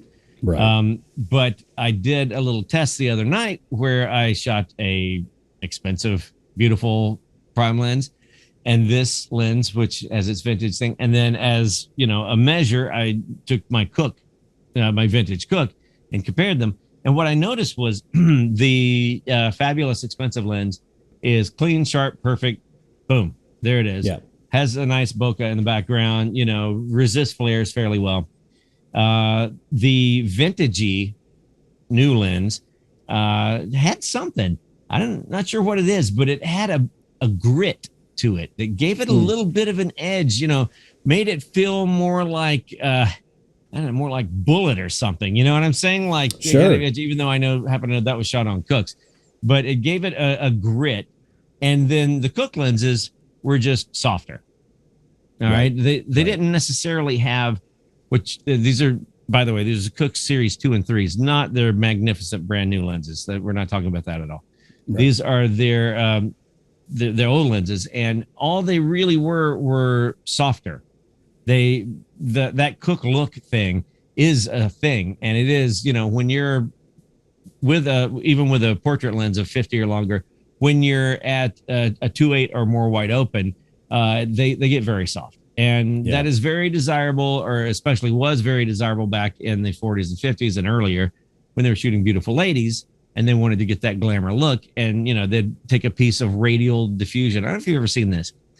Joe Walker's Not a collection. radial diffusion, no. Yeah, Joe Walker's collection. Do I have any of them sitting up here on the counter? I use this place is just a tornado. I think I might have one here. See, it's covered in dust, of course. But what this is, this is it's called MPA. It's a Mitchell diffusion, and I know you're not going to be able to see it, but it has these concentric rings in the glass. Like etched The in. glass itself it's not etched, it's molded so that they actually raise up. And right in the center is clear. So if you use this to focus on a person and you put the clear spot right in here, all the rest softens up. And it softens up in a very unique way. It's not something that modern cinematographers or audiences, I think, are familiar with. It looks really, really good. But if they move, here, then their eye goes out of focus. It looks weird. But stay there. You'll notice those shots. If you now, when you're watching Turner Classic Movies or whatever, and you see these old black and white movies, when they cut to that close up of the girl, she's pretty much static, right? She's like, right, I love you, but she's staying right there. She got that slash too. And you're just like, don't move out of there. All of that stuff. And so, but back to the vintage coding thing, they might be onto something because everybody wants to look a little different, and it's really kind of hard with all these fantastic cameras. I mean, the Blackmagic camera is gorgeous. Obviously, the LF and the Venice cameras are stunning cameras. The new Red cameras are incredibly nice cameras. So, this is a C500 Mark II. But those are genius cameras too. Look how they're handling those highlights behind you back there. Yeah, this is completely blown. Yeah, it's gone. But it's not in. I will say it's not in the log. This is a LUT I designed a couple days ago that I've been goofing off with, but nice. Which is why I look extra pink. But you're under 100 in the log. Oh, absolutely. Yeah. Here, will it show on? No, that's too bad. Yeah. It should be a waveform on every zoom. Right. I can't. It takes some menu finagling. I could show you the. Fuck it. Let's see. You can do it. I know I can do it. But yeah, I've really been enjoying this. It's a great camera. Yeah. And you know what? Weirdly enough, I shoot it, talking about ISO, I shoot it at 400 more often than not, because I'm not finding that I lose any detail in the highlights, but it's still,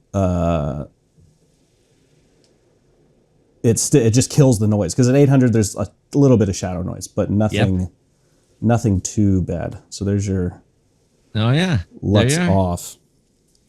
And then I think we can go. Yeah. I actually have locked into here, I have the ARRI LUT. So you can see that's with just the stock ARRI LUT instantly it looks goes like green. every car commercial from 8 years ago. Yeah.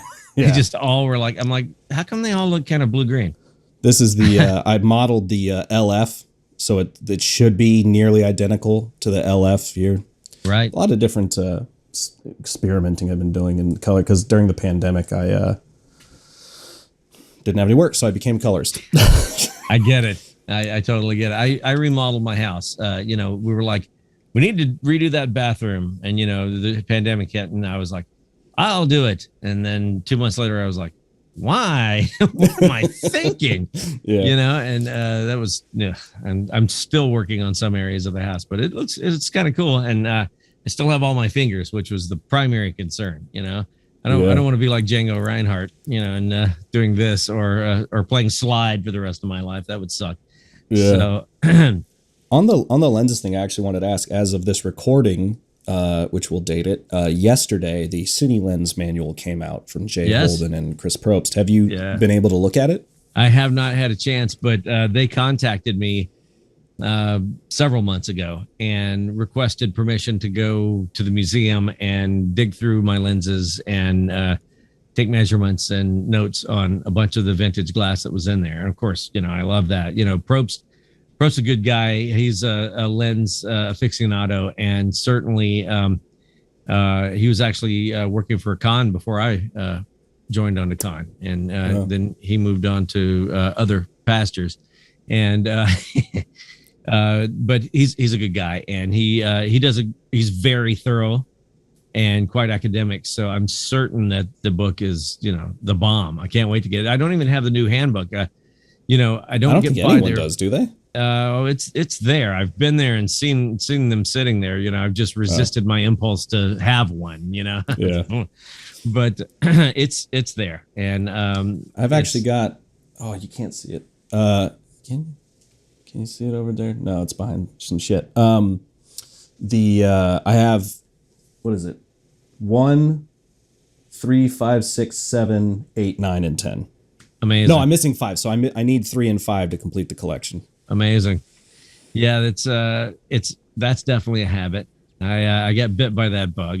There are a lot of bugs in our, like you're a drummer, I'm a guitar player. There's a thing called GAS, right? Guitar acquisition syndrome. Yeah. Yeah. And the same thing goes for cinematography books. And I found the same thing goes if you can do it, lenses as well. It's just, I don't know why I have 1, 2, 3, 4, 5, 6 sets of lenses sitting behind me, right? Why? I'm not on a show right now. I mean, what? Do you rent them out at all? No. No. I mean, if you need some, let me know. I'll loan you some. But I'd love that. Yeah. Yeah, but I can't be bothered with trying to track people down and get their certificate of insurance and all that stuff. I don't have a storefront at the moment. That just doesn't make sense. But what does make sense is owning your cameras and then being able to rent them to the production. That's. Oh yeah. No, that's and also how you can negotiate. You keep your rate, but you're like, whatever, I'll hack 50% off my camera or whatever it is, and they're like, that sounds good. Yeah, and I've always done that. As a matter of fact, even when I was with Roger Corman, after I could no longer borrow Panavision rigs anymore, I think it's obvious what cameras I was using. I think we figured it out. Yeah, when I couldn't borrow those, I bought a couple of 2Cs, and I had them for doing, whatever. If we needed a third camera, we were blowing a car up, which we seem to do almost every week. We're going to blow a cop car up. Okay, great. Go to Griffith Park, put a foot of det cord and 5 gallons of gas and let her rip, Yeah. So I would, put the 2Cs around. And then once I started shooting music videos, in the beginning, there really weren't a lot of video taps anyway. Video taps looked like ass, okay, right, off of a film camera. I don't know how many times I would have a producer come up to me and go, it's not going to look like that, right? I'm like, no, this is a horrible it's like 260 by 180. If, and it's black and white, and it's probably slightly out of focus too. And so I would take the 2Cs and shoot the music videos, and the director would stand next to me and assume that I was getting what he thought I was getting, which is the way it used to be done. Yeah. And there's still great cameras. I have a couple of 2Cs laying around in here that are that I bought not that long ago. I think I bought them at the beginning of the pandemic.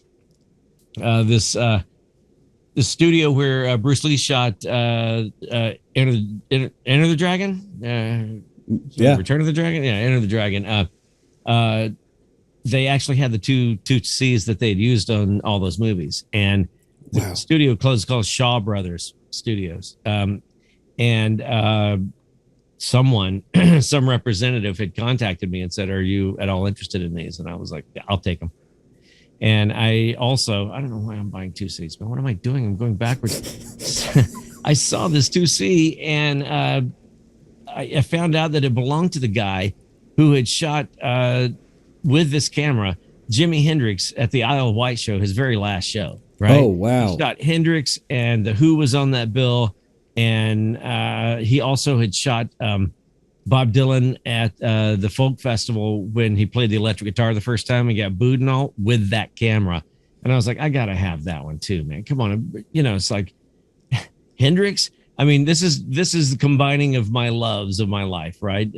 Rock and roll guitar and cameras is just, that's it. I've got a great shot of me. I toured with Jane's Addiction sometime in the middle of all of this crazy career. And there's a great shot of me standing next to Navarro, and I've got my 2C, and I'm like, yeah, and that also being able to be on stage again, this time with the camera. So I had very little responsibility as far as, actually having to pull off playing the song. It was a hell of a lot more fun. And I could get the same rise out of the audience as say Perry Farrell could, because I turned the camera at them and they're all, right. Yeah. So And they didn't all have their own cameras, so No, now they do. Now they, Dave probably has a GoPro taped to the headstock, so why wouldn't he? But yeah, lenses. Here's when I first kind of realized that there was something special in lenses was when I was shooting with Dave Myers, and I was shooting with a Bell & Howell 2709 camera, and we did this song for Master P called "It's So Hard." Something about losing your homies, and so they were losing their homies. So there was a shot of this grandmother at this funeral, right? And she had this hat, and the hat had a white band on it, right? And the sunlight was it was like speckled sunlight coming through the trees, and a little bit of sun was hitting that. And this old lens that I had, which I think was a Zeiss, it flared in such a spectacular way. The headband itself kind of like stretched out like this, and I was shooting, and I was varying the shutter angle as I was shooting and doing all kinds of crazy stuff. And that was I was like, oh my God, the lens is really the thing. Yeah, the cameras are great and all, and the film is great. Back then, I'd be film. Is it Kodak? Is it Fuji? What am I going to use? Fuji has better blacks. Kodak is overall probably a better film stock, but less grain. Same with the lenses. And when I started putting the lens collection together, I started kind of losing my mind. Like, I've got useless stuff. Now, here's a big anamorphic projection lens that's just anamorphosis, right? And I'm like, okay, so I'll take this, and then I'll get like a back attachment for this, and I'll get it. And I'm like, what am I doing? People are doing that a lot these days. Like there's a whole YouTube, I shouldn't sort of limit this guy to just being a YouTube guy, but there's a dude who anamorphic on a budget. Yeah. I see. I'm all over that too. Yeah. And and it's cool. That's going back to the Blackmagic 4K, the pocket camera, being micro 4/3. You can do some neat stuff with that too. And there's some like the little Bolex. I think it's called Anamorpho. The thing that goes in front of a Bolex Switar lens, it's just like the early CinemaScope attachment that went in front of a regular prime lens. You have to focus on both. That on that 4K camera looked mad. It looked like literally like some sort of artwork. It looked like a Van Gogh or something, or maybe perhaps even a Matisse, in that the pixels and the way that things are breaking up, and the way that lens, which is really old, and the second lens in front, which is really old and has all these elements, and the balsam is probably separating somewhere inside there and all. It just created the most impressionist sort of images I'd ever seen. And, I've only achieved that with a modern camera by doing this. I have a Graflex camera, and that Graflex, which is a 4x5 camera, and that Graflex is built onto an iris rod type system. And I take a macro 35 millimeter lens and put it on my camera, and then put the Graflex on the front, and then focus on the ground glass. Right. Yeah. And like the old Lettuce and like Red Rock units from when we had the DVX and all that. Exactly like that. And then use that as my camera. And there's you have to flip the video image because, it's an upside down image and all. But the image that's on a ground glass, this is one of the things that appealed to me so much about film cameras, especially a Panavision camera, was when you looked in the ground glass, you're like, holy fuck, that looks better than what I'm looking at out here. The projection of that. My RZ67, whenever I'm looking in the top of that, it looks like I show people, they're like, why does it look 3D? And I'm like, well, because it is the world. Well, I'm still shooting with a Hasselblad, and I get that feeling, every day. Yeah, so that putting a Graflex or any sort of view camera in front of a film or a video camera, especially video camera now, is just the most dramatic thing, because when you're focusing on that ground glass, it takes it to a different level. Yeah. It's something that you don't see every day, and it's beautiful. And to your listeners, if you haven't tried it, you got to try it. You got to at least check it out. Even if you just get like, an old Mitchell viewfinder, which has a lens in the front and a ground glass in the back, and focus in on that, you'll see what I'm talking about. And it's gorgeous. Jackson Rose, who was the guy who wrote the first 2 or 3 ASC handbooks back in 35 was the first one. We took in his collection recently of stuff, and one of them was a Graflex. One of the Graflexes that you look down into like a leather kind of a teepee type thing that comes up the top, and the ground glass is down there. It's weird. They hadn't figured out the looking in the back part yet. You're still looking in the top. And I took his camera and I essentially really spent a lot of time cleaning the lens, cleaning the interior of the camera, cleaning the ground glass. Then I set it up and I took my old janky A7S camera, which I have a Nikkor 55 millimeter macro lens for, and started this shooting. This is a Nikkor 50. There you go. Beautiful. Let's come back to Nikkors. Yep. And I shot some images in it, and people are just like, what in the hell is that?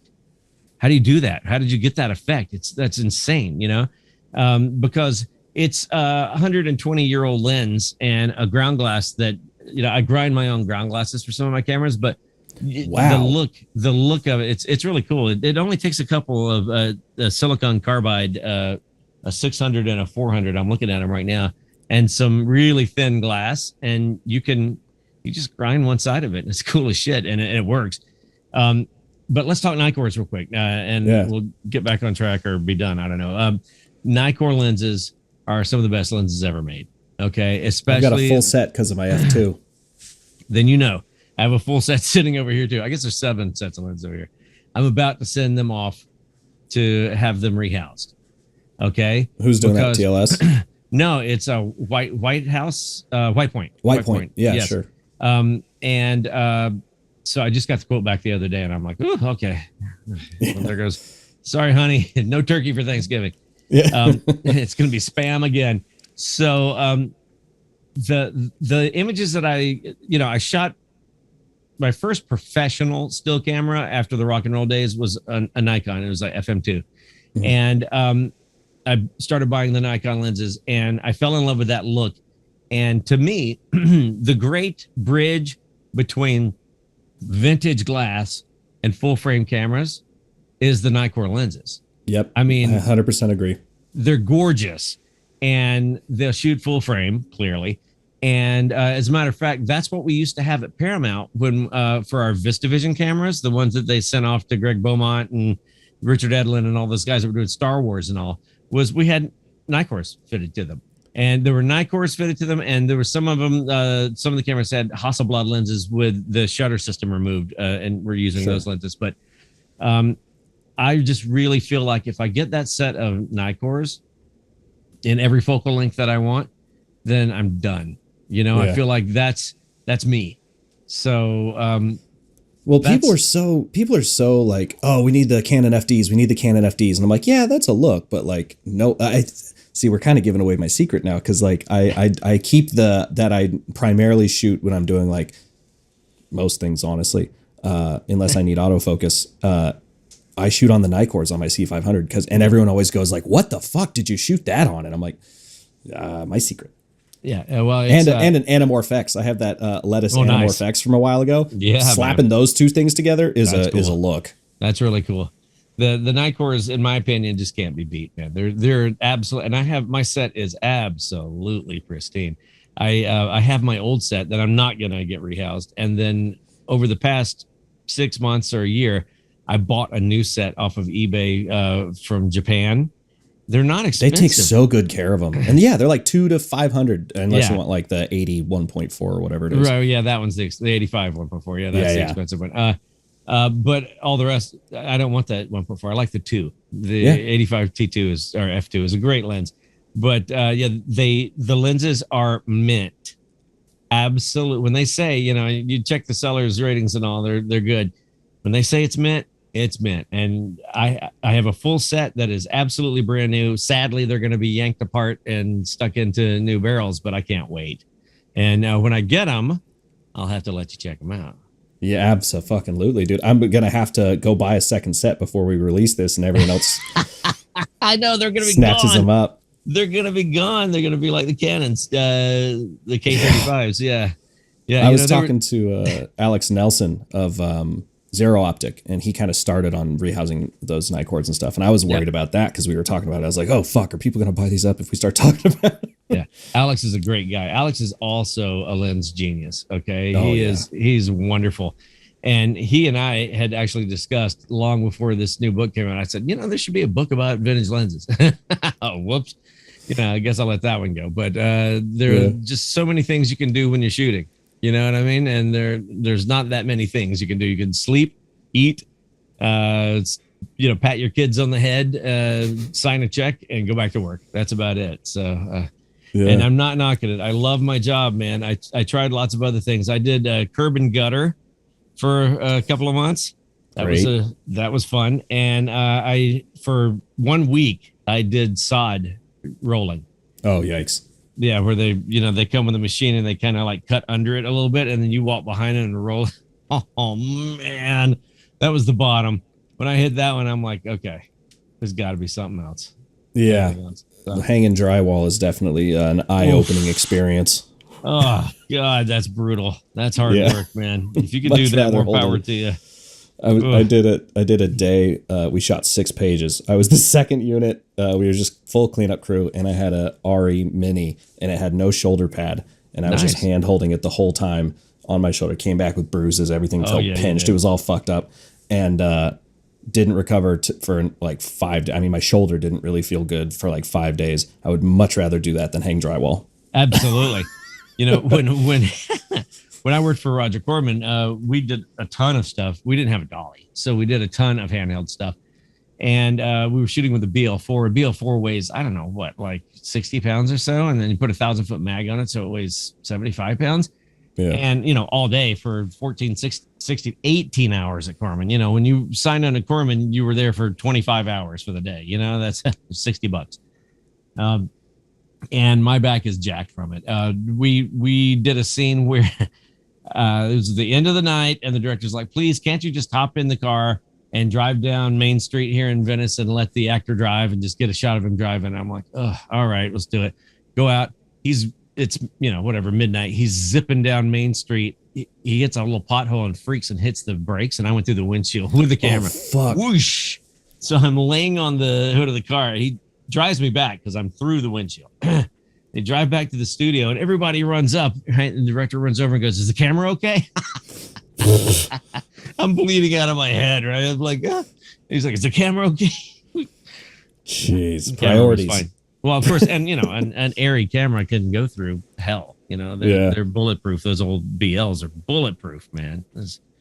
Drive 10 penny nails with them. So for sure.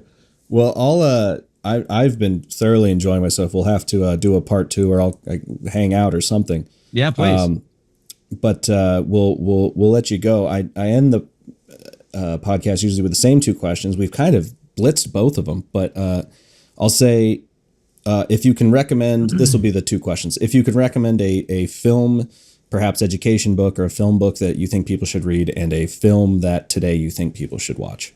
Yeah, I think you should most certainly get the new ASC handbook. That the American Cinematographer Handbook is required reading. It's addictive. It's technical. It's very, very technical.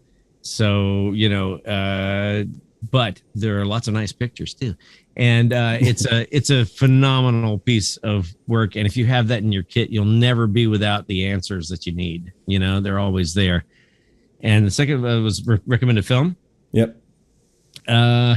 Boy, there are so many extraordinary films in the world and over the past many years, but I would say, truthfully, anything by Vittorio Storaro, Roger Deakins, the early works of John Toll, anything by Conrad Hall Sr., practically anything by Vilmos Zsigmond, anything by Nestor Almendros.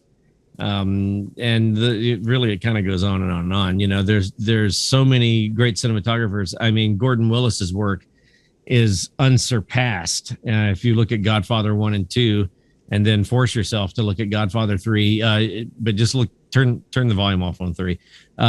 Just watch the imagery. You'll see that this man over a decade or more was capable of maintaining a look that you can't tell which scene was shot when. you know? Yeah. So his work is incredible. Even his work with Woody Allen, even though that's a hot topic these days, his work with Woody Allen is astonishing. And, you know, I guess, and obviously Blade Runner, watch Blade Runner, get to that. But, you know, there's some other things. There's a lot of like indie movies that have a lot of weight to them that are really, really great. And I would say that,